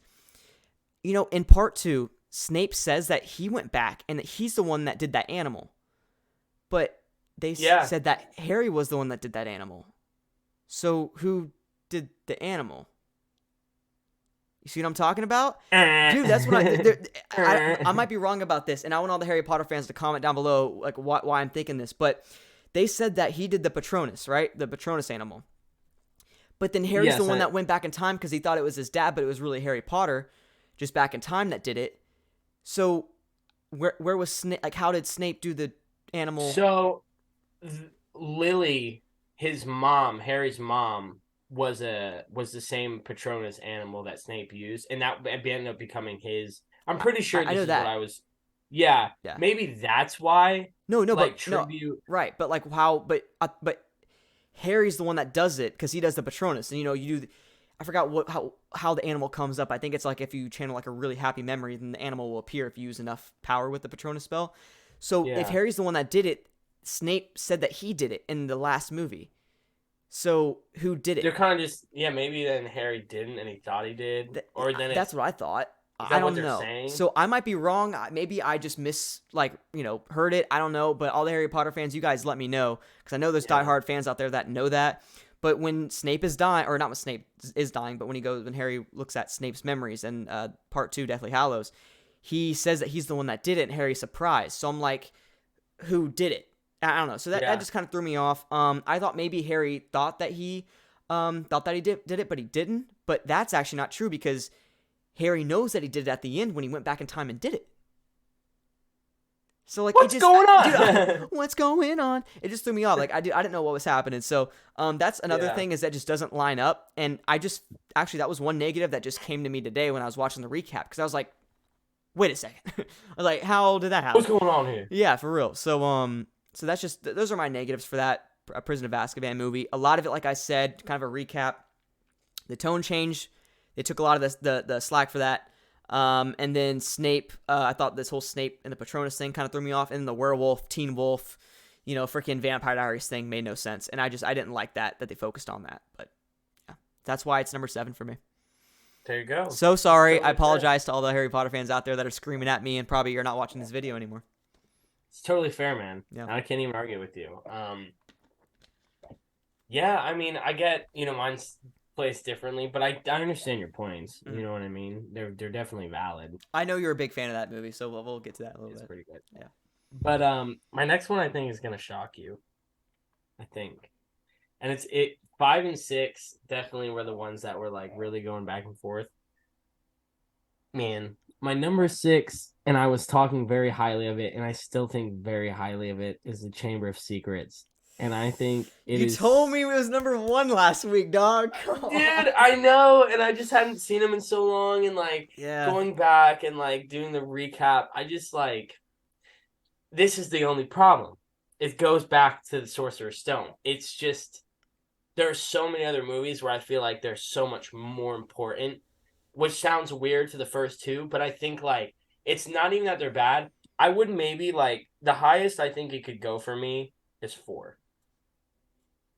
I could definitely put it at my 4 and be happy, but I only put it so low because the rest from here on out have moments in the movie that kind of define Harry Potter with me. Mm-hmm. And that's the shitty thing about all these movies being so good is I don't like that it's at 6. I told you could flip the list and you probably wouldn't care either. It's respectable. I totally agree. Yeah. And because just looking at all of them, I'm watching these. So I would watch 2-minute recaps or 10-minute, 20-minute, 30-minute long timeline videos. You just see the things that happen in different movies, and I think the coolest thing, the most nostalgic thing, and why I wanted to put it at 1 is I love just the Chamber of Secrets. The Chamber of Secrets is kind of what really got me into Harry Potter, the idea, and when that movie came out, I kind of started getting interested in it, and I think it's a great movie, but it's still Like no Voldemort, which kind of sucks. Like you don't really see him all that much. The snake is super cool. The bullet. I don't want to say the name wrong. The Ballistic or what it? I don't know. Yeah, I don't want. Yeah, I don't want to Something like that. trash Just the the name, snake. but Just call it a snake. yeah, Yeah. the snake. And no, like super cool The story. slithery snake. Yeah. And that's the problem, bro. It's such a good story too. But like I said, there's just movies that have other moments for me that are just stand out, and I feel like are more crucial. But at So the same time, I don't know. So Brayden, usually I can like understand where you're coming from here. I just don't get this one, buddy. I don't usually. I'm there with you I on stuff, understand. and this is one that I understand what you're saying, but like that final battle, I think is a top 2 final battle in all the films with the snake. I really do, and It's I think super because cool. of that, it deserves a lot more than 7 in my opinion. But that's me. You know how I feel about it. It's my sixth. It's my Yeah, I sixth. get it. It's not I get it. seven. I get it. Or But 6. Sorry, 6. So, yeah, yeah. my top four, I feel like, are just so banged in. You know what I mean? Mm-hmm. That's why I said it could have maybe changed my five. It could even changed with four, but Wait, what's your 7 again? Oh, Sorcerer's Sorcerer's Stone. Stone. Yeah, yeah, okay, sorry, my bad. Go ahead. Yeah. But Okay.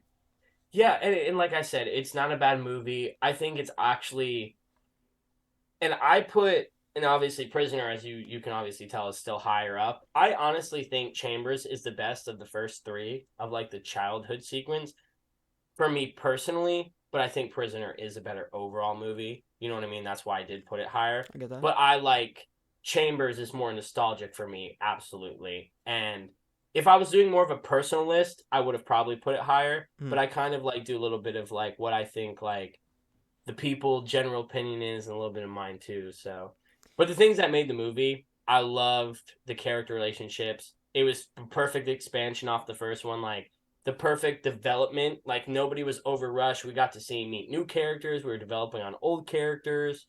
Nothing felt out of place. It literally felt like the next year. I just feel like it was literally a perfect installment. And honestly, I do have to agree with you. It does suck that it is Hmm. this low. And maybe if like I had another day, it'd be different. And honestly, that's one of the ones that changed when I did last minute change. So I think it was a little bit.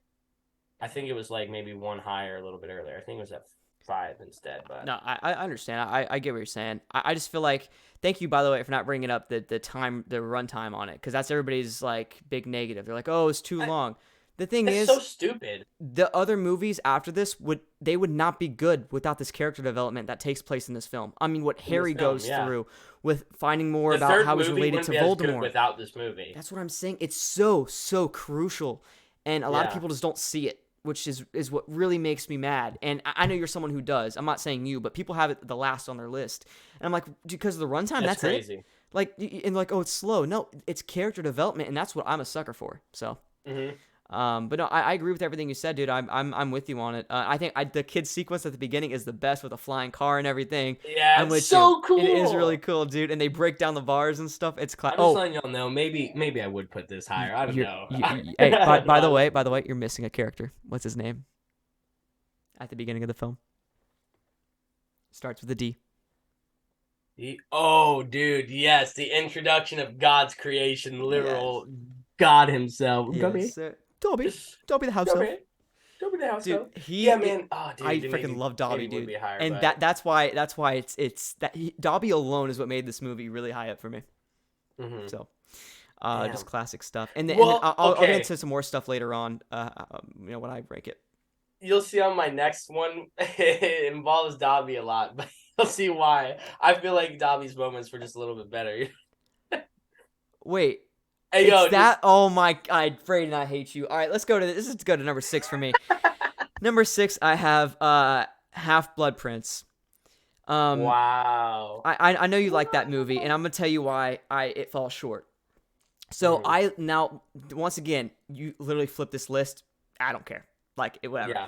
I love this film. Like this is where I start loving these films so much that like when I was ranking this, it literally took me an hour to rank them. Like I was sitting there and I was like, I like this one, but this had great moments. I've ranked so many franchises. By the way, it's Logan on YouTube. Go check it out. I do a lot of rankings. Go check it out. This is the hardest rank I've ever done. The hardest ranking. Everything For from movies sure. to TV shows. It's actually unreal. the reason, let me just talk about the good things I like about Prince, Half-Blood Prince. I love the Draco stuff. With Draco going on that mission for Voldemort, you know what I mean? That really mysterious thing. That's when Draco really started going from just this like weird like bully kid, like the typical bully guy, to really getting deep into like this weird Voldemort circle, but with the Death Eaters. And I was like, dude, this is freaking awesome. Finally, they're doing something with this Draco character, because someone pointed out the other day, out of all 8 movies, Draco was only in it for like 25 minutes. 25 minutes of screen time. He's barely in it. And this was a film that really upped it from like 10 minutes of screen time to like, 18 or 20. And he did a really, really good job in this film, because I was so intrigued in Draco's character and I wanted more of it. And that's exactly what this film was, and it brought it to us. And I love that mysterious vibe with Draco, and it was so super, super cool, and a really good ending with this character, which we'll get to in a second. Another thing I love, this is a rom-com, or more of a romance drama. Okay. I love the romance stuff in this, with Hermione starting to come back around to my boy Ron. Yes, sir. Let's get it. Yeah, they definitely try, and that comes up a lot more, the jealousy factor between the two. I'm a sucker for rom-coms and romance movies. I got a little soft spot for those, and because I'm a big Adam Sandler fan. That's all his movies are. This movie has that romance effect, which is why it went up on this list for me. It doesn't have the romance effect. Prisoner probably beats it for me. But I do really like that. I think it adds something to it. And then you have I think Harry and Ginny stuff as well. That's when that kind of starts happening. Ron's sister. Yes. So it was really cool, dude. I loved it. And I love, Ron starting, because Ron throughout the movie actually breaks Hermione's heart. In Goblet of Fire, it was Hermione breaking Ron's heart. So it's kind of it's a really, drawn out sequence with their love story. But I love it. And obviously toward the end, they really start to see each other for what, they truly are and understand their feelings. Yeah. I love the romance aspect to it. And this is why, to be honest, dude, I'll probably rewatch the Half-Blood Prince more than most of these other films above it. Yeah. It's just some of these other ones had better moments, but this is one of the most rewatchable movies specifically for that reason. I definitely have it higher. Mm-hmm. I love this probably film. For the rewatch factor, right? Yeah. A lot of people shit on it, but like, to me, this was like the first real film, and this is gonna sound so weird, but like felt like the first time they really truly lost, which you might be sitting there and you're like, Brad, what the hell do you mean? Like, there's definitely times Harry got his ass kicked, like he lost, like even in the movie prior, you know what I mean? Or like Goblet, or even in I'm trying to think, where he first meets Voldemort in the graveyard for the first time. That's Goblet, yeah. Yeah, exactly. Like in Goblet, like you could look there and be like, yeah, they lost, but at least there's still kind of like, this was the first movie where people like, there was no doubt Voldemort's here. Like, he is here. I am here. I am here. And that was it. Just felt like how Infinity War felt for me. Like, you watched at the end, and like just the whole sequence with Draco, like you're like, is he gonna do it? And then he doesn't. You're like, Snape, this one guy that you've always hated, but like the movies have wanted you to like him, just ends, the greatest wizard's life, and you're sitting there like, wow, like they've lost. Like, there's nothing this man can do right now. So, and once I get to it, I'll go delve on it a little bit more. But yeah. I don't disagree with you. I know a lot of people have it pretty low. So. And here's the big negative, and you're gonna agree with this. I already know you're gonna see this from my point of view, because it's a very technical thing. Snape has barely had any screen time since the Chamber of Secrets leading up to this film, and then they make him the main guy. To the point, not even the main guy, they make a big mystery about Snape's, because you don't know it's Snape. You don't know the you don't know the Half-Blood Prince is Snape until the end. Mm-hmm. But there's no like build up to it. The reveal is really anticlimactic for me, because it's like, I expected a character that don't use my own spell on me. I expected like a character that we truly know. Snape is one of my favorite characters in the entire franchise, especially with the part 2 of Deathly Hallows. But even before then, I love Snape as a character. Me too. So why are you going to make him the big reveal when we barely know anything about him and there's no build up to it? Like, that's what threw me off. I was like, and that's where like totally. You make a great point. I didn't mean to cut you off, but you're fine. Once the series is complete, going back and looking at that movie, I feel like it all makes so much more sense. But when you're first watching it for the first time, you're like, what the hell? But then, like, after you see, I feel like part 1, part 2, and like the memories and stuff, things get a little bit more answered. But I still get what you mean. Like, they don't introduce his character enough. I didn't even mind when he killed Dumbledore. Like, that's all fine, whatever. Like, I understood. Like, I knew deep down, dude, I knew deep down that he was a good guy, even throughout part 2 and stuff. Like, I knew that he was eventually going to be good because you could just tell by the little things. It was weird. I knew something. They really pushed for you to like this guy, so I was like, they're bad shit. Yeah, I was like, and then when he said, "Don't worry, Harry," or whatever, before he went and killed Dumbledore, or "I got this," or "Don't worry," I was like, okay, he's obviously the good dude here. But it still kind of threw me off when he killed him. I was like, that has to be some kind of explanation. Then, of course, who you lying to? Which side we on? Exactly. But my point is it was more of the Half-Blood Prince stuff. It's like you make that the whole movie, and then it was so sudden. Like, yeah, that's a great point. We care about the Dumbledore thing. He just died. Dumbledore just died, and you're gonna go to this Half-Blood Prince thing, which I was probably most interested in this movie. Like I said, other than like the romance stuff, but I was really into this like Half-Blood Prince mystery, and then it's just like you just kind of reveal it, and it's like, oh, like I don't know. And I think if it was a character that we knew really well, and maybe that's what they should have done with Half-Blood Prince is after, they in Order of Phoenix. Take away the Umbridge stuff. I don't care. Make it more about Snape. Yeah, just a little bit more, dude. Oh my! Could you imagine, Brayden? Could you imagine? Dude, could you imagine? Dog. That might have made the series so much better, dude. If they made that Order of Phoenix, this movie would probably be number 2 for me. Easy. That's crazy. But it's not, because they don't focus on this character. And I was talking to a friend of mine about this, and she's really into the books and stuff. And she told me, she was like, she brought that up, and I didn't really like understand it at first, because when you watch a movie and you're trying to grasp your ideas, but you don't know like what you're thinking. She laid it out, and she was like, she's like, they just focused on a character that we didn't know. And I was like, you're right. That's exactly what it didn't make sense. And that's exactly what I was feeling, and I figured it out. So make Order of Phoenix about Snape, or at least maybe a little bit. Just add a little bit more in there. He's barely in Order of Phoenix. He's in the Order, obviously, of Phoenix. He's in the little group. But he's still barely involved in it. I mean, we see more Sirius Black than him, and Sirius Black has a crappy death in the end with no build-up. So, like, it's so, you know what I mean? Like, it's random. I didn't like that at all. So, add Snape in Order of Phoenix. It doesn't have to be the main character. You can you can even keep Umbridge in it. Just add Snape in there. That'll make Half-Blood Prince and that reveal 10 times better. And I did feel like it was Snape. By the way, when they had the book, Harry had the book, and it told him all the spells and stuff. I was like, who's good with spells? Snape. So like I had an idea. Got his dream job. Yeah, right, exactly. So like I knew it was probably going to be Snape, but just they should have had a better reveal. It was so weird. It was more of an afterthought. There you go. That. It was an afterthought, and that's why if you have a movie named after that afterthought, it takes you out of it. So there we go. That's kind of my. I get what you're saying. I totally get what you're saying. But the reason it's above, like I said, the reason it's above Prisoner and even Order of Phoenix is mainly because of the romance stuff and the Draco stuff. You take out the romance stuff, I feel like Draco character stuff, development was super top in this one. Like, there's a lot of like, except for Snape. You barely see him. You know what I mean? But yeah, I do agree with Harry, Ron, and Hermione. It's some of the best character development. That's why they shoved him in the last two, because they're like.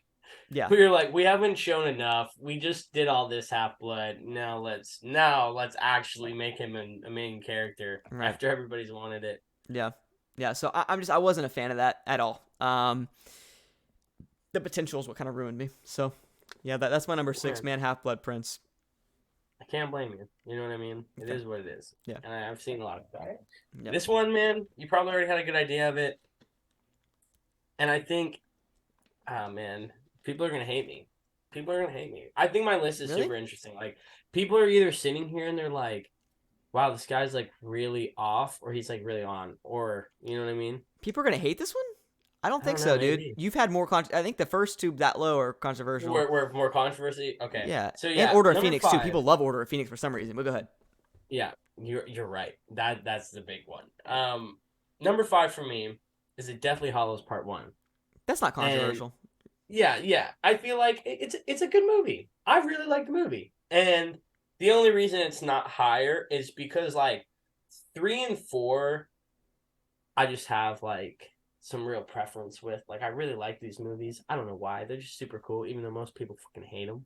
I love them. Like, they're so cool to me. Like, and they have some of the best characters, some of the best moments, yada, yada, yada. Not talking about number 5. Number 5 So Deathly Hollows, I think the only problem with part one is it's like, and this is what I explained to Logan. Whereas I feel like Infinity War triumphs Endgame a little bit. I feel like they did this right with Deathly Hollows Part Two being better, only because like that's like the wrap up of the story. This first movie was supposed to be like a tad bit slower, but it's still not slow, and it has a lot of awesome scenes. Like I love the wedding scene. It is one of the coolest fight scenes in all of Harry Potter for me. Just because we all go like everyone's like we're safe, thank God. You just watch everyone's guard relax, and then like Ron's brother's getting trashed. Yeah. You know what I'm saying? So I just want to say this. Part one's my number 5 too. I should have said that right when you said it. It's my number What? 5, which is weird because No way. dude, this movie, I loved it so much, and the fact that it's not in the top 3 really hurts me. That's how And I feel. Chambers. yeah, it really, really hurts me actually. Because I agree. So now we can kind of talk together now. But Yeah, I'll let's let talk. you keep Yeah, going. I just need to throw it like, out I should there have said that because I thought you were on 6 for some reason, but you're on 5. Yeah, go ahead.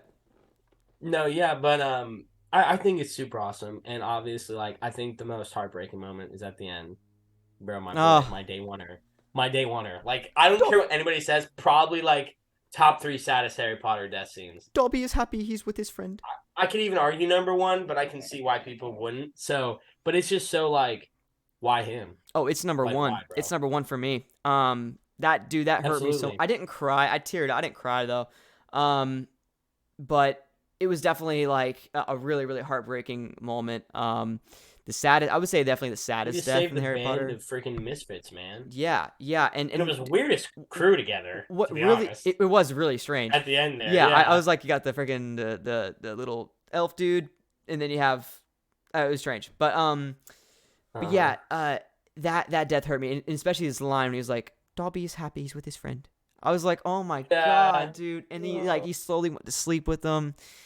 Oh man, that death really hurt me too, bud. And The that was other definitely elf is a one little that prick, I bro. yeah. Oh, whoop whoop whoop. Yep, didn't like that. He's a Didn't little like that. jerk. Yeah, yeah, But that was rough. yeah, I mean, besides that, like I can understand some people, and I feel like this is the only one where I like people like really talk about the runtime as well. It doesn't feel like a long movie to me, or like No. not longer than the others. You know what I mean? So I Mm-mm. don't know why I always hear that associated with this one. And like I said, like it's just perfect for where it's at in the story. It wasn't supposed to be the wrap up, and like you were saying, I know one of your best points, and I agree, is like has one of the best cinematic. Like, yeah, dude, My boy, let it's me so good. intervene. So Let the boy listen, let me intervene. intervene. So the first half of the movie, I think, is rough when they're trying to find the Horcrux, the little necklace thing that they thought that they had in the was that in the Half Blood Prince one where him and Oh, Dumbledore the go out? amulet. Yeah, the little necklace thing. Yeah. And Um, RAB had it. and they got Yeah. to get it from freaking Umbridge, dude. She's back. Jesus.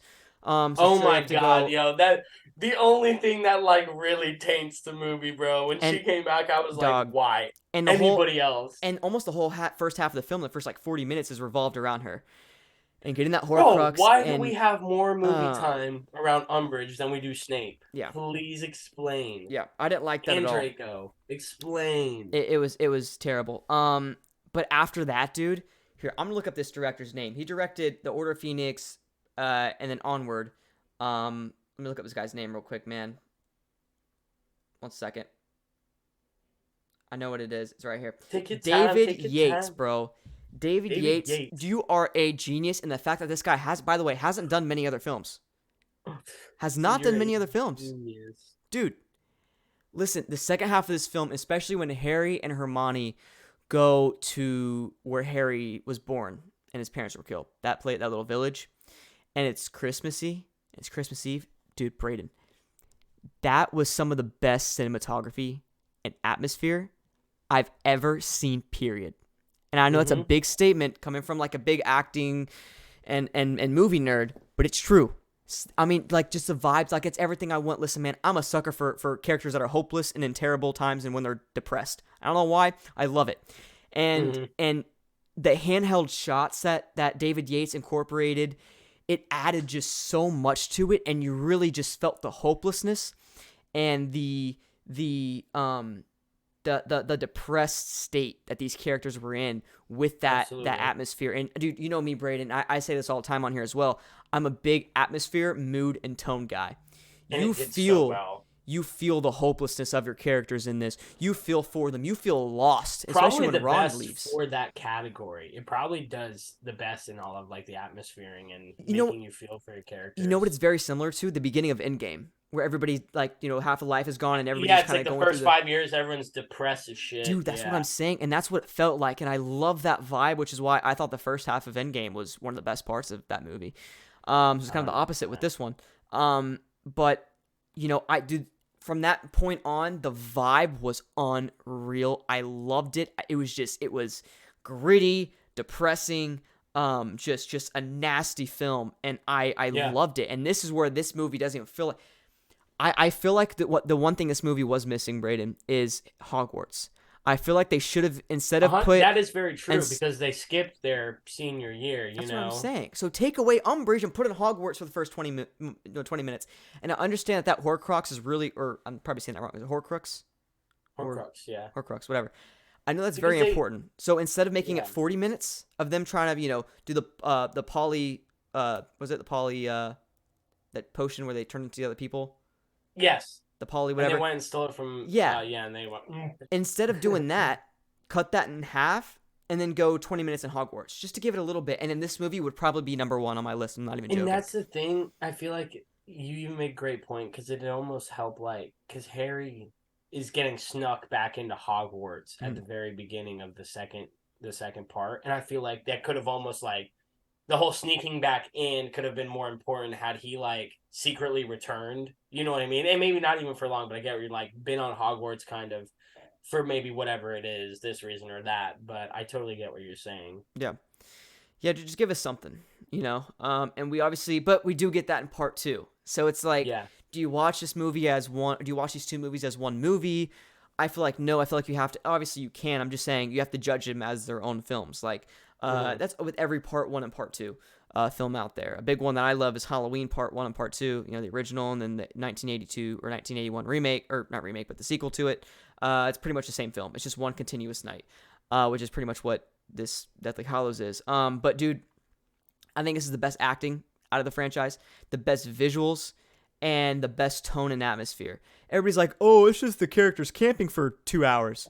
No, it's not. It's so much more than that. No, it's not. Yeah, and then dude, I know. And then another big moment that people hate in this movie is when Harry and Hermione dance.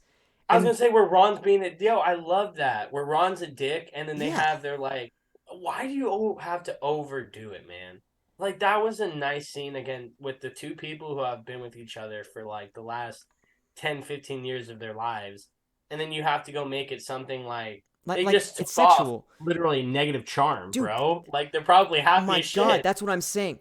What that moment was, it was our characters that are hopeless trying to find times of happiness and hope. Yeah, and that's all that is, dude. They were trying to find happiness out of a time of hopelessness, and they're doing it as friends. There was nothing relationship based there, but the fan base freaks out and want to ship everybody when people that they want to ship people that don't need to be shipped. It's Ginny, Harry, Ron, Hermione. Leave it alone. Yeah. But they don't. They want to ship every character that has a scene like that and a connection. You know what I mean? It's they're just friends. It's a love, but it's a friend love. You know what I mean? And people got to understand that. So when people bring up that dancing scene, it pisses me off, because it's dude, just stop. Take a step back. Watch that scene. It's not what you think. And looking at it through the lens of them wanting a relationship with each other just makes that scene terrible, actually. It ruins the entire vibe of what that film was supposed to be. Into the story. Because dude. I actually kind of like the idea of Hermione and Harry. Yeah. But that deep, it was kind of stupid. Why are you thinking they're in the last fucking movie that they're now starting romantic? Just didn't make sense. Right. And then, of course, you have the really good scene where Harry dives into the frozen lake. Frozen lake, and then and then Ron saves him. Necklace is pulling him, yeah. Yeah, dude. Just, that whole, I just, everything about this film, this right here, people, like you said earlier, the runtime is what gets a lot of people. It's not really the runtime. It's just because it's slow, and people always, because it's a character-driven movie. It's building up to part 2, and even though I have part 2 above this is a film that I think is a better made movie when it comes to character development, atmosphere, tone. Just part 2 had a lot a lot more bigger movies, a lot more bigger moments, and bigger movies, a lot more bigger moments, and a lot of fun deaths and stuff like that. But overall, just love this film. Like I said, the best cinematography, the best visuals, the best acting, the best atmosphere out of any Harry Potter movie, and some of the best that I've ever seen in any movie from that Christmas Eve sequence onward.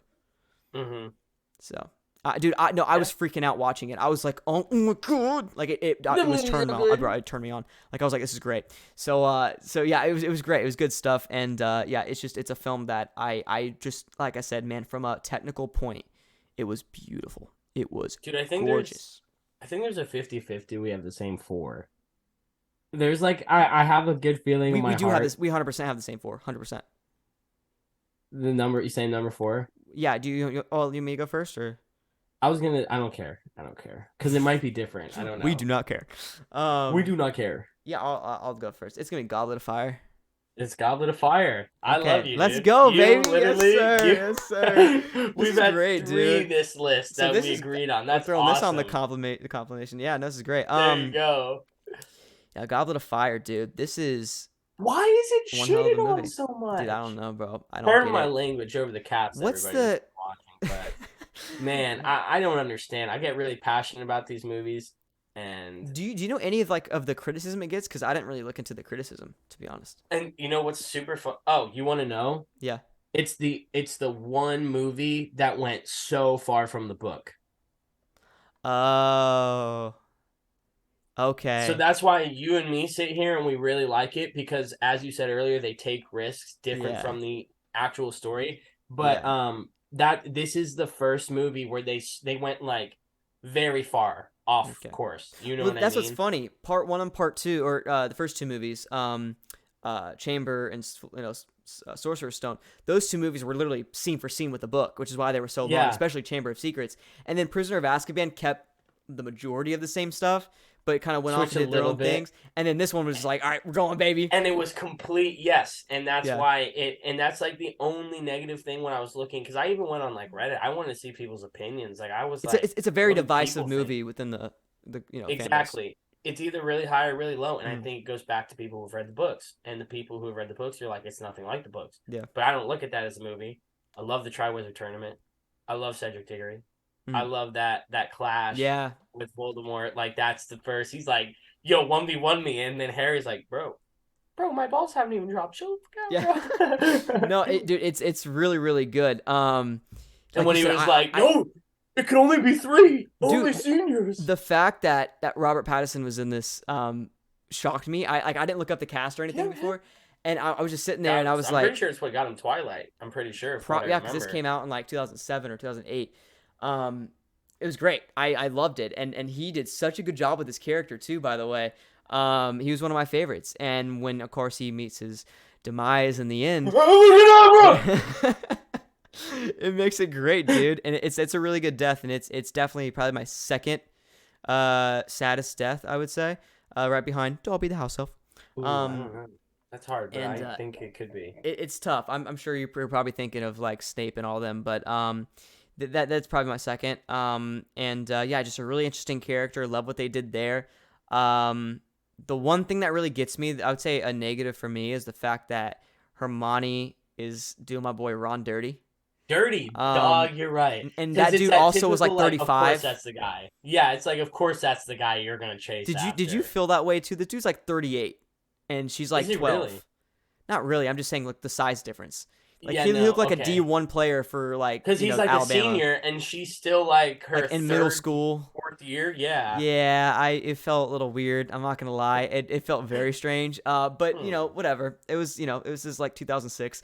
But yeah. So whatever. I just it made me really mad. Ron obviously doesn't have any game, and then him and Harry go with the twins. Remember? Yo, yeah. That was great. And they're like just sitting there, and they're just because he was still trying to get with.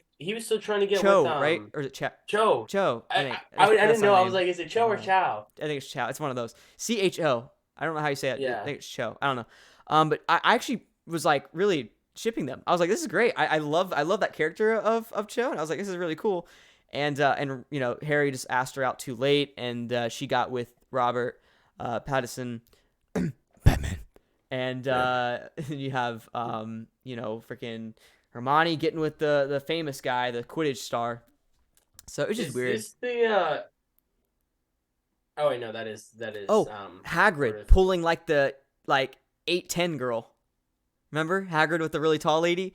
My guy. Yeah. I was proud. I was like a proud dad. My man. Yeah. Yeah. What do people have to complain about that movie? It was sincerely a really good movie. It was super exciting too, right from the get go. Remember they went to the Quidditch championship. Remember, and they were all like playing. It was like this big gathering, and then I think the Death Eaters took over. Which, by the way, what was it? You told me something about the Death Eaters last week when we were hanging out, and I forgot when it was though. A couple weeks ago, maybe it was when we saw Ant-Man. I'm not sure, you mentioned Death Eaters, and I was like, I haven't been introduced to them yet. And then literally the day after I watched this one, and I was like, oh, there's the Death Eaters in the first 5 minutes. Dementors. Yeah. For a second. But no, that was really cool, and it brought me in right away. And then I loved. It was so exciting. There's never a dull moment. Like this is the total opposite of what part one is. This is not. There's character development, but this is not like a full story driven movie like part one is. This is an exciting, almost a popcorn movie in a way, where there's no lack of entertainment. It's constant, just boom, boom, boom, boom, boom. Azkaban gave it, and that's why I don't get what people don't like about it. I feel like it makes perfect sense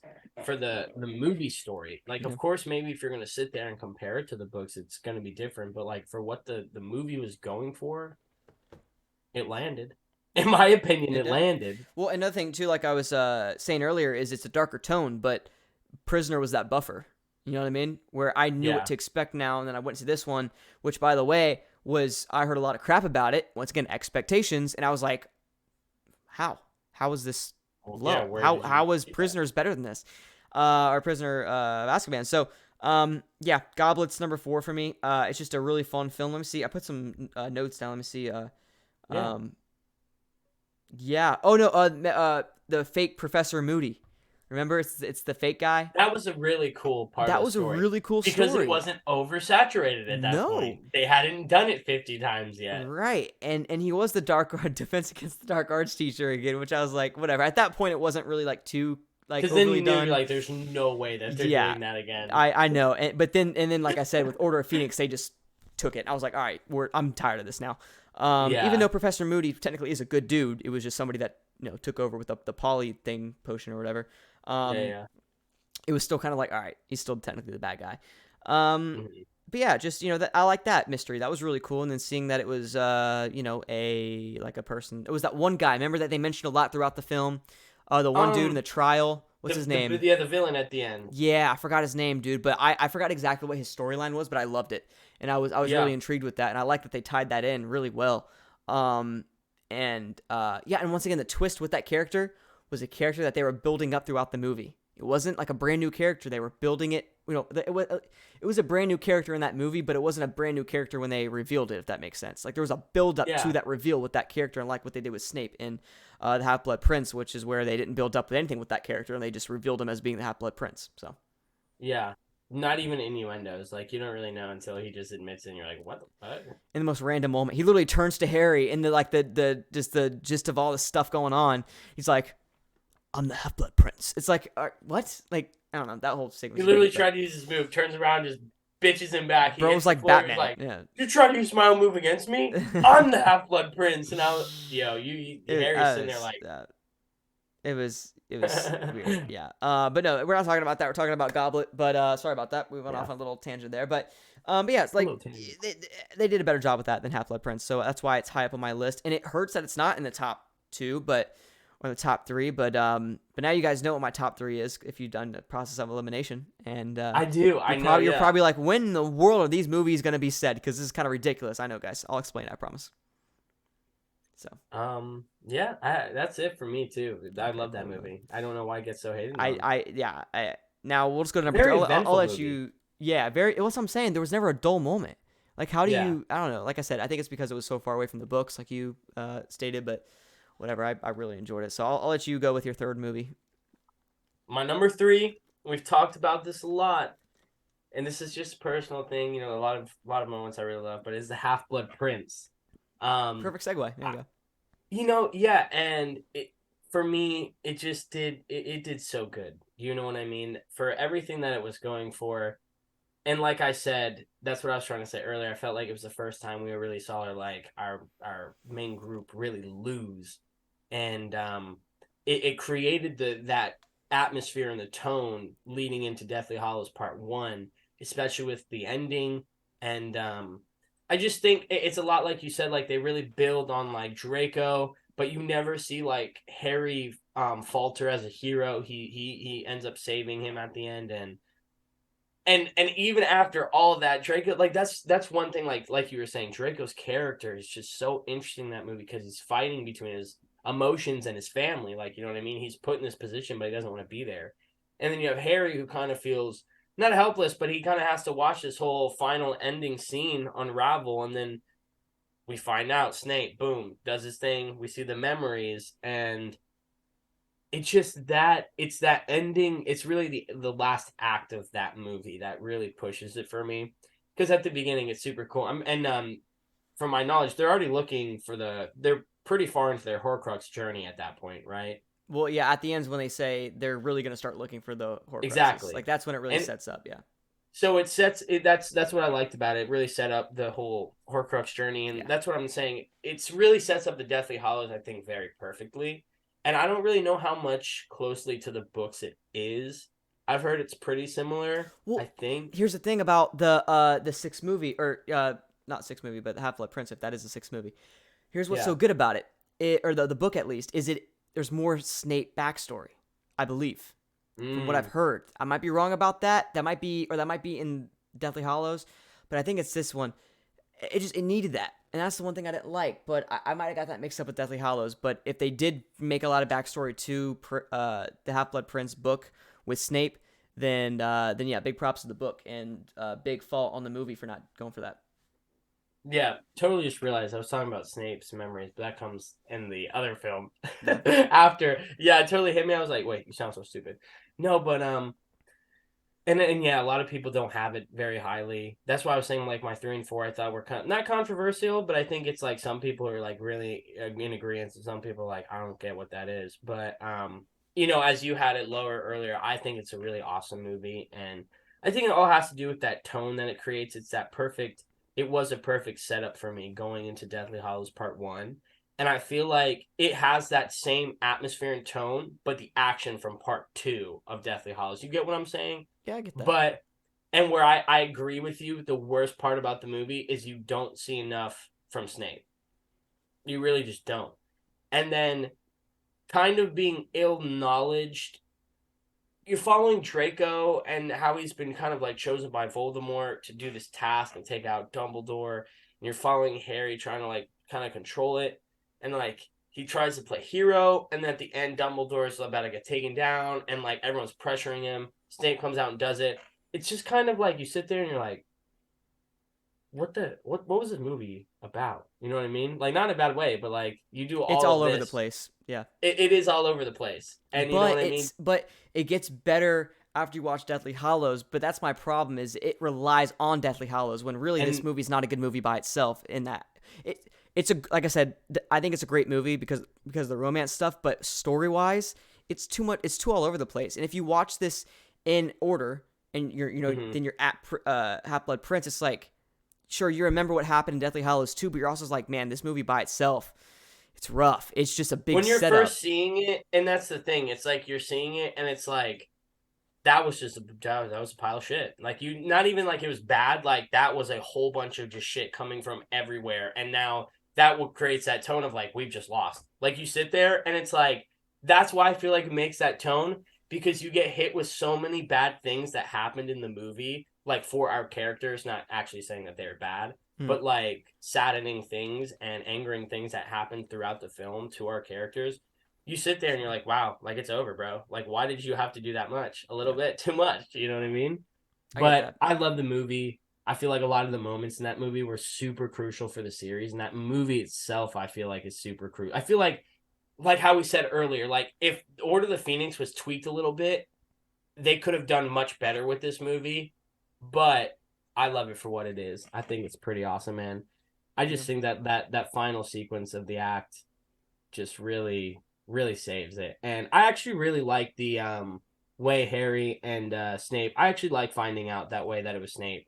Kind of like it's very sudden, and I do wish they gave us a little bit more, but I like how sudden it is because you're like it creates such a confusion around Snape character, which is a pro and a con. You know what I mean? Mm-hmm. You can look at it, interpret it in a good light, but at the same time, it kind of sucks because now I'm interested to know more. And then we're already at the end of the series where I don't really have time for that. Yeah. So, but I love the movie. I think it's a pretty good one. There you go. I get that, bro.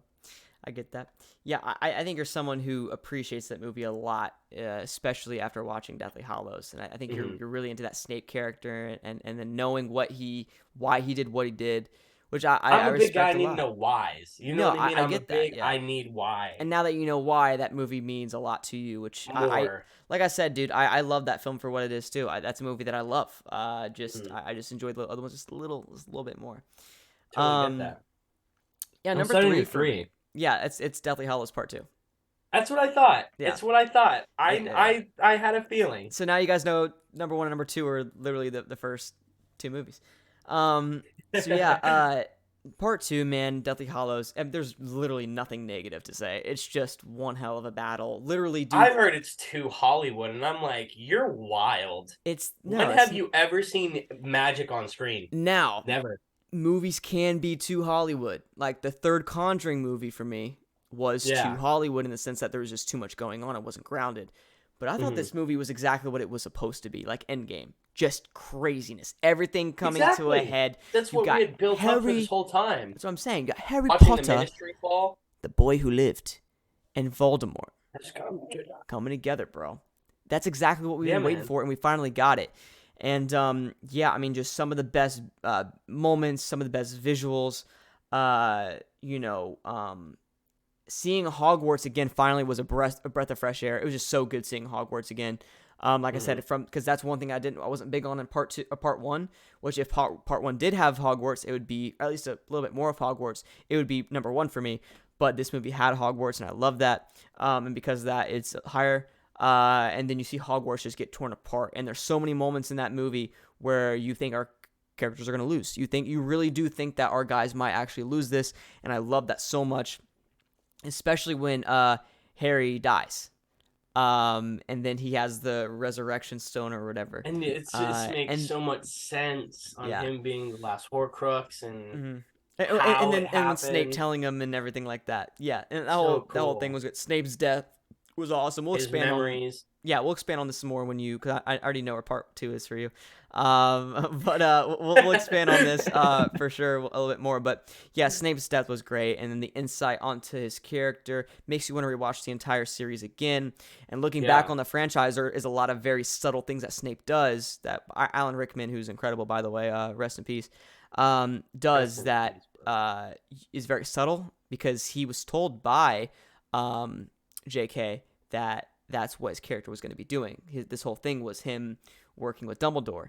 You know what I mean? And he was actually told and that's so impressive as an actor. Like he was able to do such a good job at like making it believable on screen and like you know what I mean? Really being in that mindset of this is a strategic plan we've had for years. Right. And that's that's just big props to JK as well for telling him that. The writing. Letting the actor, you know what I mean, do it.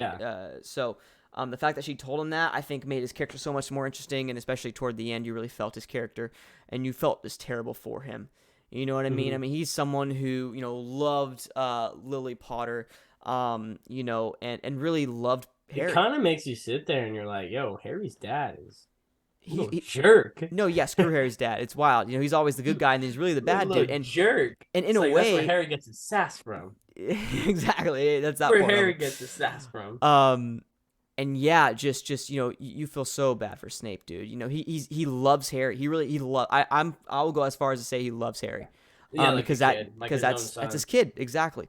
I feel like he takes on that Godfather role very seriously, and that's why he never tried to be so close with him. Well, and never that's the point. Work and relationship type of thing.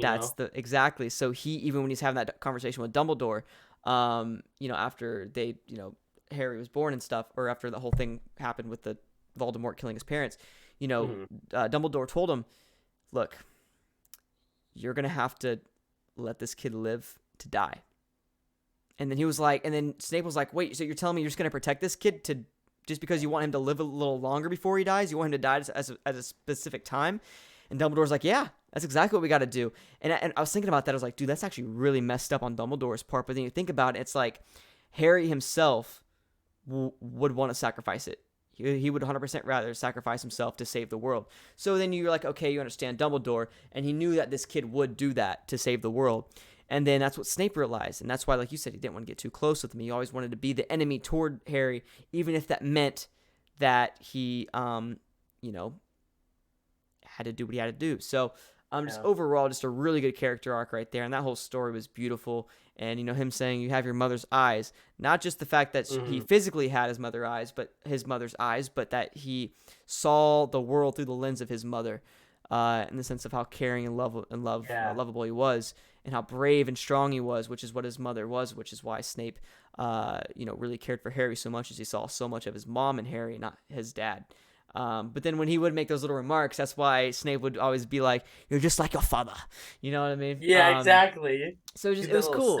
Yeah, exactly. So it was cool. But I really like that character arc and that whole moment. And Snape's death is brutal, especially with the snake coming up and chomping at him a few times. Yeah. And Voldemort thinking that wand belonged to him, but it didn't. The whole time, like, that's what kind of, like, it doesn't make it pointless, but it's like, damn.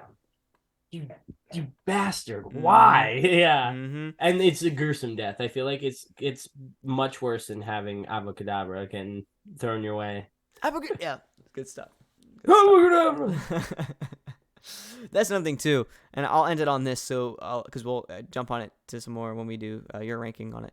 But I was laughing at Voldemort way more than I was getting scared, if I'm being honest. Like his laugh. And then it's like such good character, but like it is funny. I get what you're saying. It's hilarious, dude. And the way he holds the wand. I mean, for everybody watching right now, you'll see me holding this. He holds it like this, literally. He's like, I don't know. It's just hilarious, dude. And that was such a good character choice because it fits the character really well. Yeah, like no. But yeah, just a fun character and a really good villain and a really good way to end it. And you feel bad for Draco in this movie. You know what I mean? And I love when Draco walks over, by the way, to the Death Eater side. He was so torn in between staying with his friends and the good people, but his mom and dad, who are over here by the Death Eaters, he didn't know where to go with it. And you can almost sense that the people don't blame him. Like it's not that's exactly my next point. Fault. Yeah. And you see the kids around him, they literally like don't blame him at all. Like they're like, man, I would totally do that too. You know what I mean? If I was in that situation. So I love that moment so much by him. You don't know what's going to happen right now. You know what I mean? And we think Harry Potter just died. Like everything's over. And then actually there's a deleted scene where he's the one that throws like a wand to Harry at the end when Harry wakes up. And really? They took it out. So that was a crappy moment. Or a crappy job that was a crappy job by the editors. You know what I mean? I feel like that would have been cool. There's a couple things that they took out at the end, believe it or not. I don't remember the other ones, but there's a couple that they did like 4 different endings and just did different stuff. So look that up after this and you'll be like, holy shit. There's some good stuff. Yeah. And everybody watching, if you don't know about that, look it up. So yeah, that was a deleted scene. There's a couple other deleted scenes that were really good. So his character was okay. I would have loved to see him throw the wand to Harry there at the end, for that final fight between him and Voldemort, but it's okay. Whatever. His character Longbottom is coming out and being a world-class hero. I love Longbottom, bro. What a G. Dude, what a little nerd turning into Hugh Hefner out there. Bro had the Gryffindor sword, dude. That was a really cool little moment. That was a really cool moment. And then seeing Hermione Harry's and like, Ron you stole my sword. Yeah, there's good stuff. My sword. It's actually a good impression. But yeah, dude, good stuff. I appreciate that. Oh, my boy's happy. So yeah, that was good overall. That's why it's number 3. These other 2 movies, the first 2 films, nostalgia is what kind of gets it for me, and I'll expand on it a little bit more once we get to those. So what's your number 3, or did you already do number 3? I did number 3. Oh, yeah, okay, that was Half-Blood. So number 2. My number top 2, baby. Top two. My number 2, as you obviously know, it's down between 2, but I think it's gonna be definitely more of like interesting one. People are like, this is at 2, and that's The Prisoner of Azkaban. I think I'm giving it its props for what it is. It's a good film. most people think of it as the best film. I don't think it's the best. And even like personally, like the Chamber of Secrets interests me so much more as like a topic of story. Like that movie is so nostalgic for me, man. I hate myself for not putting it higher. I almost like cheated a little bit. Like, Every wait, single day, your ranking's gonna change, my boy. That's what this franchise is. yeah, right. So, but it's a great movie, and it was the first kind of, for me, it was that first step away from Hogwarts, which in the way, like, it's not that like, oh wow, thank God we're finally out of Hogwarts, but like we got to experience the world of Harry Potter for like the very first time, because I feel like they were more confined to Hogwarts before that. And just a lot of really cool introductions, like Black coming in and Mr. Lupin introducing the Dementors. Like, there's just a lot more guts. You know what you tell me? There's so much chum in this movie. I really felt like there was a lot of chum in this one. You know what I mean? Not Yeah. that the other, not even that the first two, because like I said, I think the first two as stories interest me more. But there's so much chum and there's so much to play with and so much that we were introduced to in this movie, and it was just like, oh yeah, this is sick, yo. Was this the one with Hagrid's spider as well? No, that's Chamber Or of is that Secrets. Chamber? Yeah, Yeah, okay. yeah. So That's you a good started part from liking you. Chamber. I See? know, man. That's what I'm saying, my boy. Oh, I was gonna Damn dive it. into that too. Oh yeah, oh yeah. Yep. Damn it. I do such a good. Oh my God, yes, yes. Okay. So when we get to Chamber, that's gonna be my other ranking tied as well. You know what Oh, I that's mean? actually number 3. Yeah, number 2. Yeah.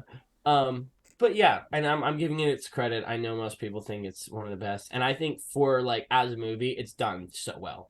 And just like I said, it's got so much chum. It explores so much into the universe, and I think my only negatives were kind of what we're talking about. Like, felt like that werewolf teen movie a little bit at some points. Just focused on the beasts a lot of too much at some points when I'm like, yo, I just want to see the world for what it is, dog. Yeah, exactly. You're introducing some cool characters, and I'm focusing on damn dog the whole movie. Like, get off screen, Well, bro. you know what? It's funny you mentioned that. I'm gonna chime in for a second. I feel like some of the beasts that they could have explored a little bit more instead of the freaking werewolf Why a was dog? those freaking those like half horse, half dudes. What do you call them? The centaurs. Why not? Tell us their backstory. Oh my God. Oh yeah, dude. yeah. It pisses me off. You just wait. You wait till the freaking Umbridge to show how dominant they are. Yeah, stupid. no, but I wanted more of them. Anyway, go ahead. no, and I totally agree. And I know that you only like with the transformation of the beast, you can only be like realistic animals. Like you only change into like a spirit animal type thing. But like, I don't know. It like I said, it's a great movie. It's my number 2. So yeah, phenomenal. I don't even really need to speak on it. I think anyone who's watched it knows it's, you know what I mean. It's most people's favorite for a reason. But yeah, I'm down to move on to your number 2. I think I know what it is. Yeah, Which is it's like super funny of the place it's in. You know what I mean? Yeah. No. So it's not the one you think. So number 2 for me is Philosopher's Stone. What? At number 2. Yeah. So you know what number 1 is, baby.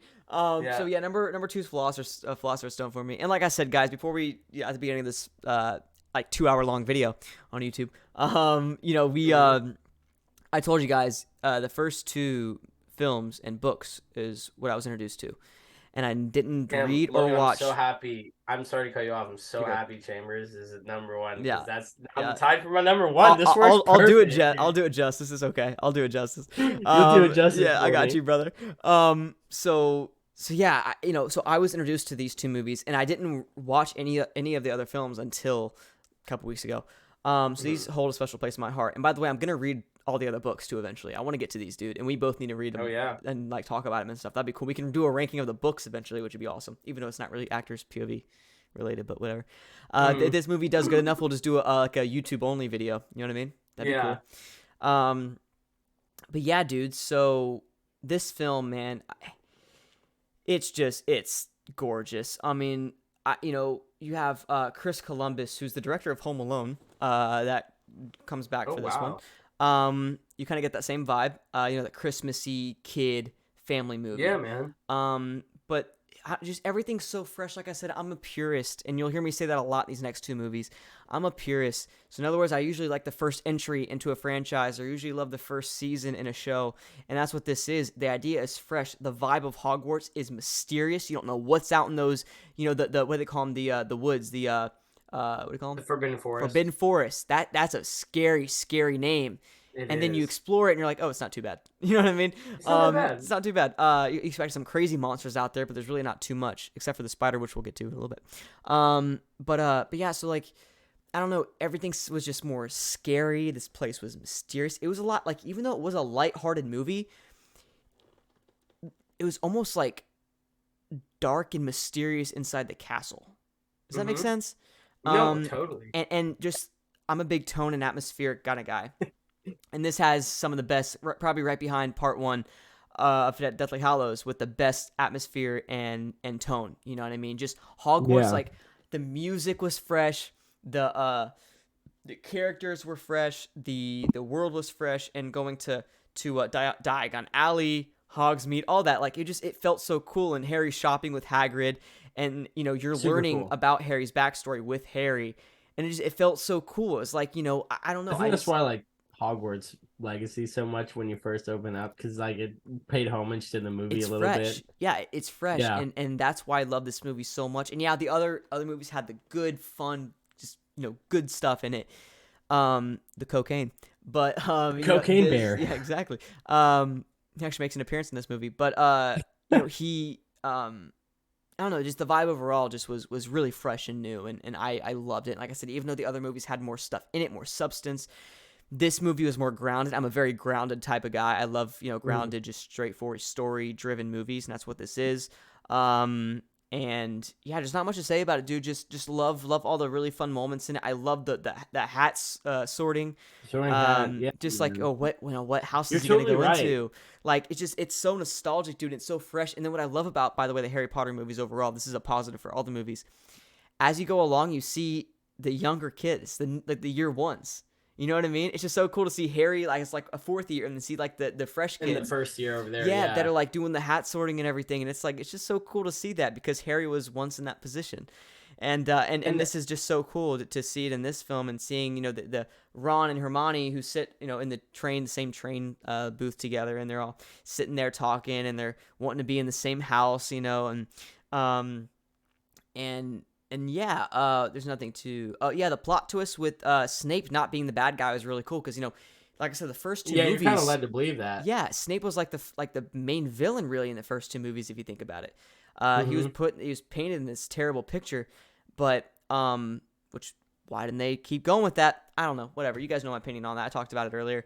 But he was great in these first two films, dude. Alan Rickman was great, which is why he almost quit after the second movie, and that's why J.K. Rowling said, "No, we got some really good stuff for you in the sixth movie. Be ready for it. Trust me, you want to stay." And then he was in like 2 scenes for the next 3 movies.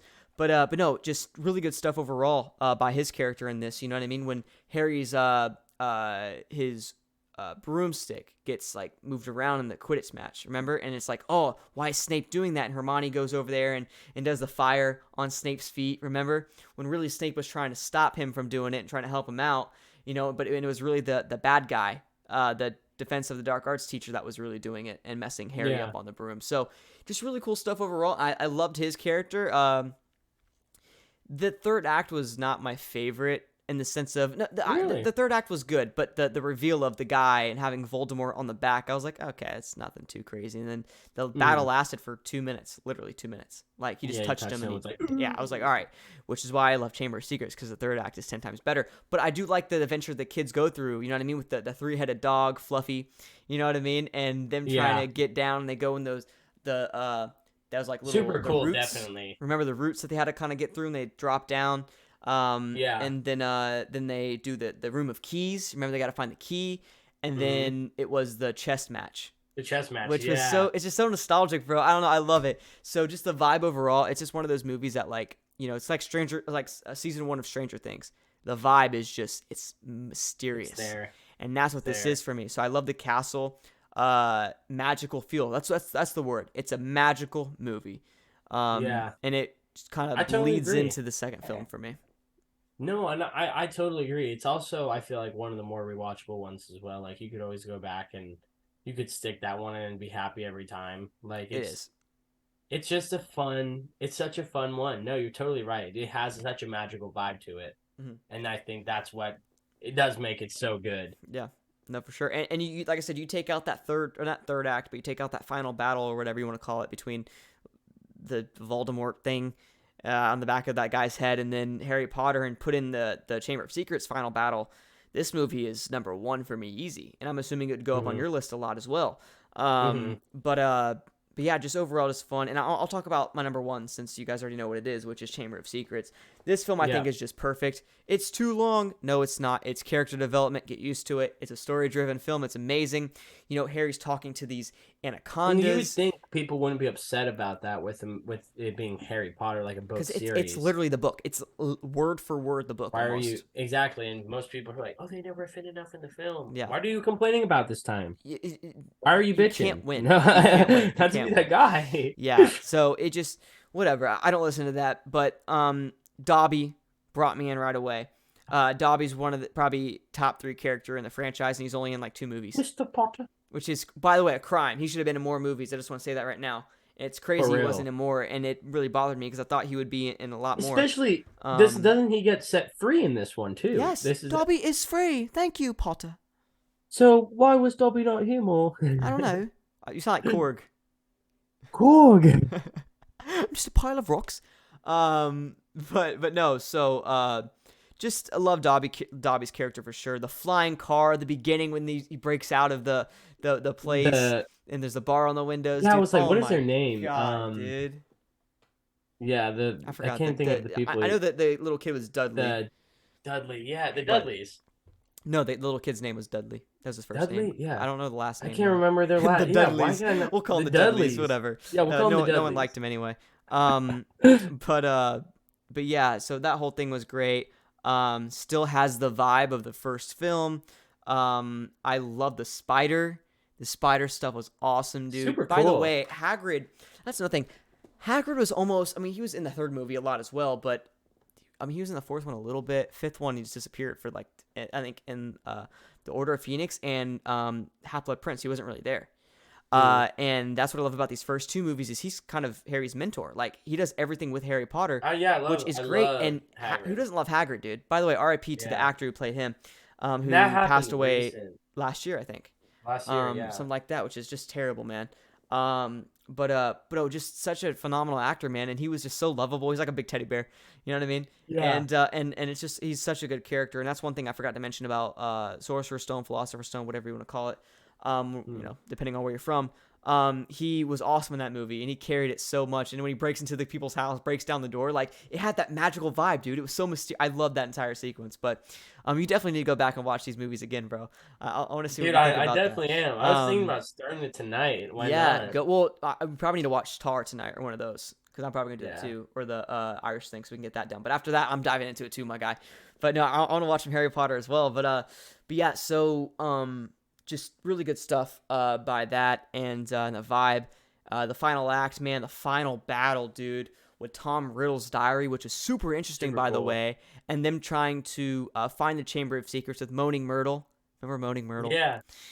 She was hilarious, by the way, in Goblet of Fire. Remember Harry has to jump in the bath or whatever, and she's like, Yeah. "Ooh," she's like, she goes under the water. I was like, "What the hell? What are we doing?" You doing? Yeah, that was really funny. But no, Moaning Myrtle was good in this movie as well. She was pretty funny, and she was obviously had a very important part in it with seeing the snake, which is what killed her in the stall. So that was really cool. And her, Yeah. showing where the Chamber of Secrets is and that little thing, the mirror, the sink. Yeah, finding out her little backstory. I get what you're saying. It was Yeah. just really cool. Probably also you get introduced into Malfoy, Draco's dad, Lucius. Yeah. That was a really cool sequence. I love that. And yeah. Introduction of the Gryffindor sword. That was really cool too. And like I said, the whole Tom Riddle thing at the end was really cool. I am Voldemort. Like that was just, I don't know. I love that, dude. I thought that whole sequence was really cool. And Yeah. by the way, the CGI, let's talk about the CGI of the snake. The fact that CGI was so good in 2002 is unreal. I mean, Unreal. dude, Yeah. think about some of the stuff that came out in 2002. how was it that like it was really good. Like there was literally Yeah. not one moment when watching that where I was like, this sucks. Like it was genuinely some of the best CGI I've ever seen. Yeah. Like especially for that time. So really good job there. And I'm just the reason I had like a brain fart earlier is because I was thinking of all this stuff we didn't talk about with other movies. Nothing serious. I'm just kind of going through a bunch of the beats with like the Order of Phoenix and like all different characters coming together and like that little secret society thing was cool and just stuff like that. I was just thinking about. But that we didn't really hit. But no, just a really good film and Chamber of Secrets. I do want to say this. There was one thing, the one thing that I'm not a big fan of, that is not really a big negative. It just kind of like it's a forgettable character. Is that dude that like he's like the famous author? Yes, the one that's the teacher. Yeah, he's forgettable. I didn't really care for him. What a He was kind of dweeb. annoying. Yeah, exactly. Yeah, exactly. Like he obviously was just trying to act bigger than what he was. He wasn't really what he said he was. He was a liar. I don't know. It Yeah. just like I understand where they were going with that character, but it just was kind of like I was like whatever. Like I don't really care about it. Like I'm assuming it worked better in the book than how it worked in the film. It didn't really hit for me.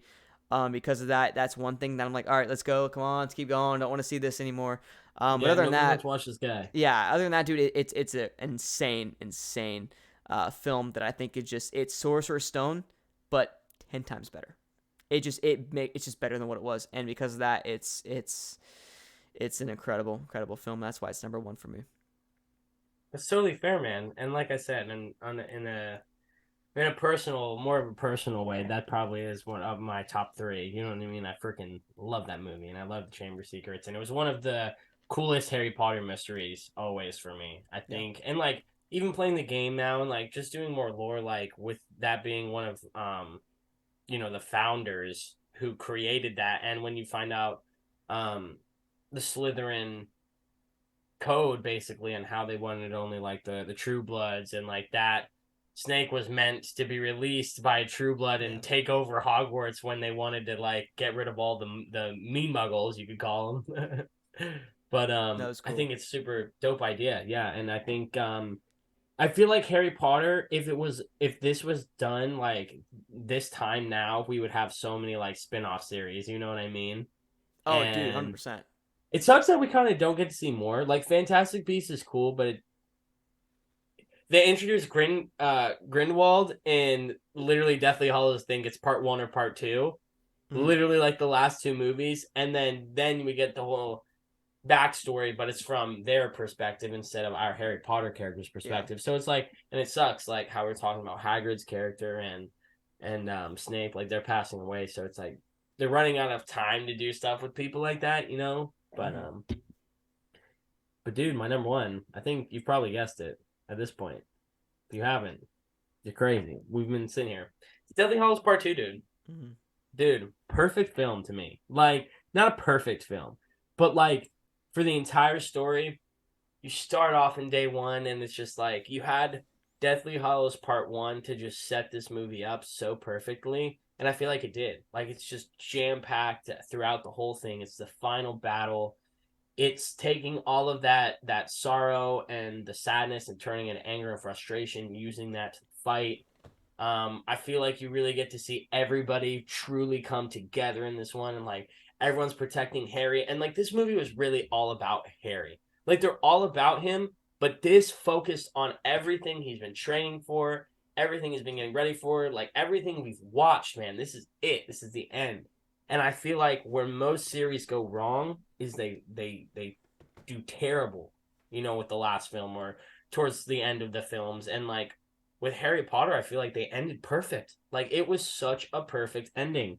And When like they're building old and on stuff, that. yeah.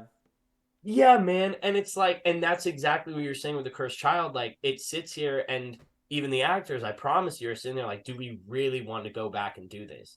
Like we could tarnish century long work that's just been so well made. I And wouldn't touch it. it's very fair. It's very fair.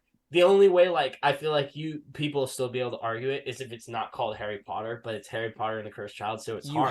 You have to, dude. Exactly. Because exactly. No, because that's going to be an excuse to shy away from the Harry Potter character and do what they want to do, and then fans won't be associated with it. They have to call it Harry Potter, dude. Right? If you're gonna do it, do it. If you're not gonna do it, don't do it. You know what I mean? I hate, dude. That's actually something a lot of franchises do, by the way, and they try to sugarcoat it a little bit by saying, oh, it's not totally related to it, or it's in the same universe, but it's not connected. It's like stop. That's what I'm saying, bro. It's like, if you're gonna go for it. Like, just have the guts, dude. And I think that's what they're gonna do. If they're gonna make this, which it seems like they're gonna do it, and it sounds like they're coming back. I don't know. I just listen. I think it'll be good. I have a really good feeling about these types of things. Like, I usually can tell you if a movie's gonna be bad or if a movie's gonna be good before it comes out. I think this movie's gonna be one of those bad movies. I think it's going to be a very divisive movie. I think a lot of people are going to enjoy it, but I think a lot of people are also going to hate it. I'm already know I'm going to hate it. Like, I already know that's not a good thing, by the way. Don't ever, predetermine how you're going to feel about a film, but I don't want it. Like, I don't want to see it. You know what I mean? It's not a movie I want. And this is a perfect ending. The movie is very much like, I don't want to say a repeat of Deathly Hallows Part 2, like, but I'm pretty sure, like, and anyone in the comments, correct me if I'm wrong. I haven't read the book, man, dude, in like 5-6 years, but pretty sure like Voldemort just comes back and fights Harry's son instead. Like, bro, like, it's the same shit. It's like, a very divisive book, yeah. And that's where it's like, I loved it because I think the story's excellent and I think they did it well, but like at the same time, you're still just following Harry still. And like, I thought we ended this 20 years ago. But I think Deathly Hallows, like I said, perfect ending. It wasn't too Hollywood. This is like, I made this comment earlier. When have you seen magic before? Yes, we've seen like Lord of the Rings and stuff, but this is the wizarding world, and this is spells, this is trolls, this is elves, goblins, and this world is so much different and vastly. I don't know. I think it's just such an amazing movie because they wrapped everything together perfectly. All the characters, the tone was perfect. The actions in the movie was perfect. Like, I love the sequence where Harry dies. Like, he literally lets himself die knowing that's what needs to be done. Not knowing why it needs to be done, just knowing it needs to be done. Finding out in the limbo stage, like, he's, he is the chosen one indeed. And like, this is why he's the Horcrux. And it's like, holy shit, man. And one of my favorite things at the ending is Harry, like, realizing he is the true elder wand holder, and he just snaps it and he's like, this has caused no good, everyone's gonna fight for this forever, like, once I die people are gonna want this wand, let's get rid of it. And kind of like, that's like, it's so funny how symbolically they do it, but after all of this time, from the moment like Voldemort killed Harry's parents, like, that snap of the wand was Harry breaking away from Voldemort forever, I feel like symbolically. And then he throws it away and he's like, I don't need it, I'm no until the Cursed Child. Until the fucking Cursed Child, bro. But yeah, man, that's my number one. Yeah, no, I can't really argue with that, dude. That's a good one.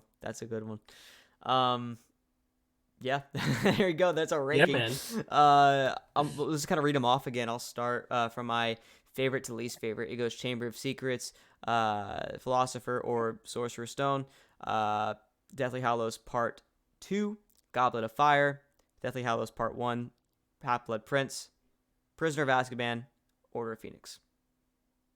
I got Deathly Hallows Part 2.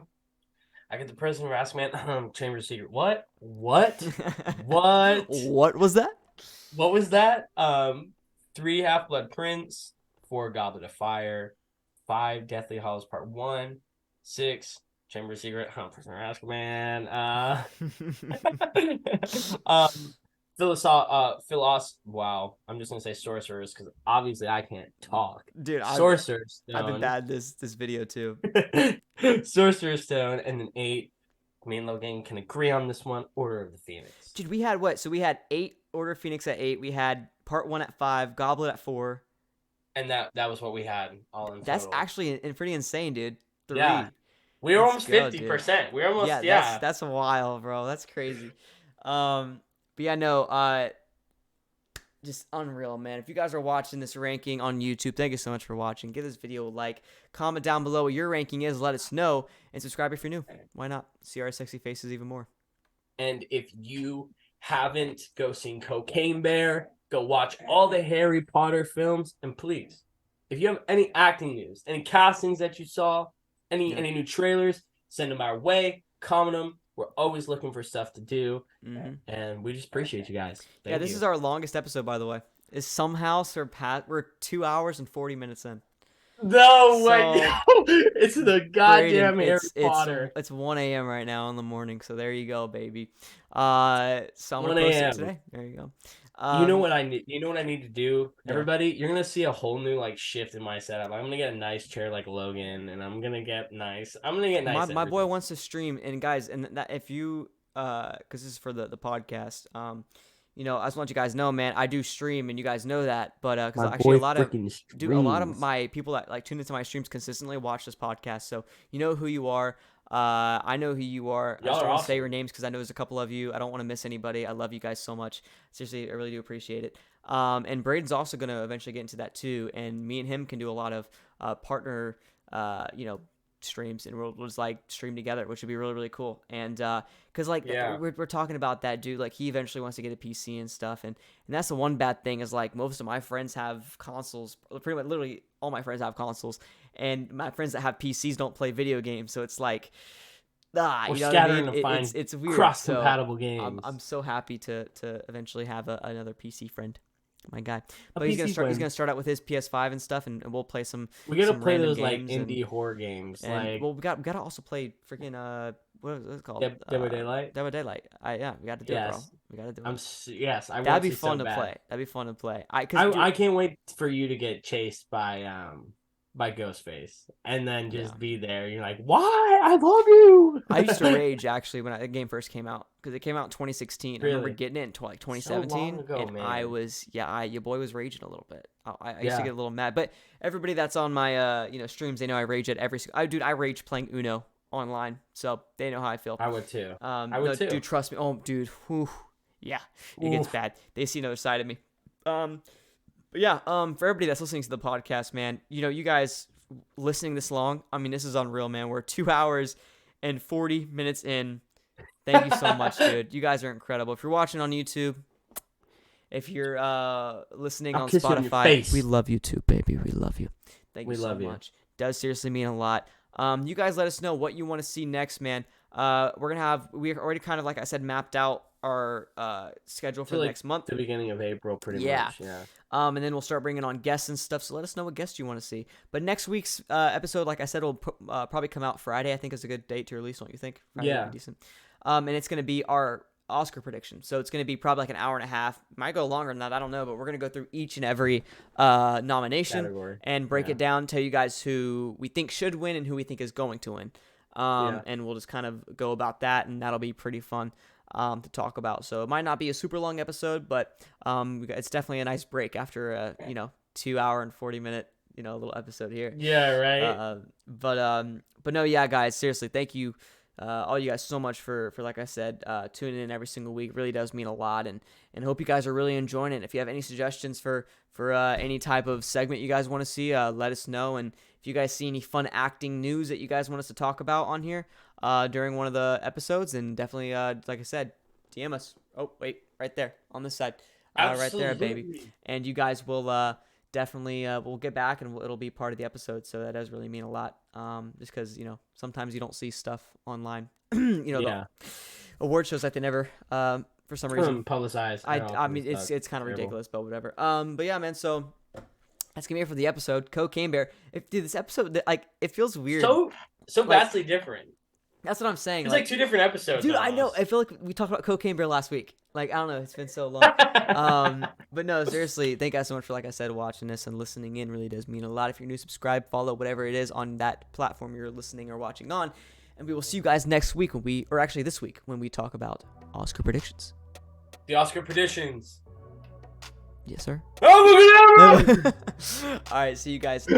Seriously, we love y'all. We will see you next week. Deuces.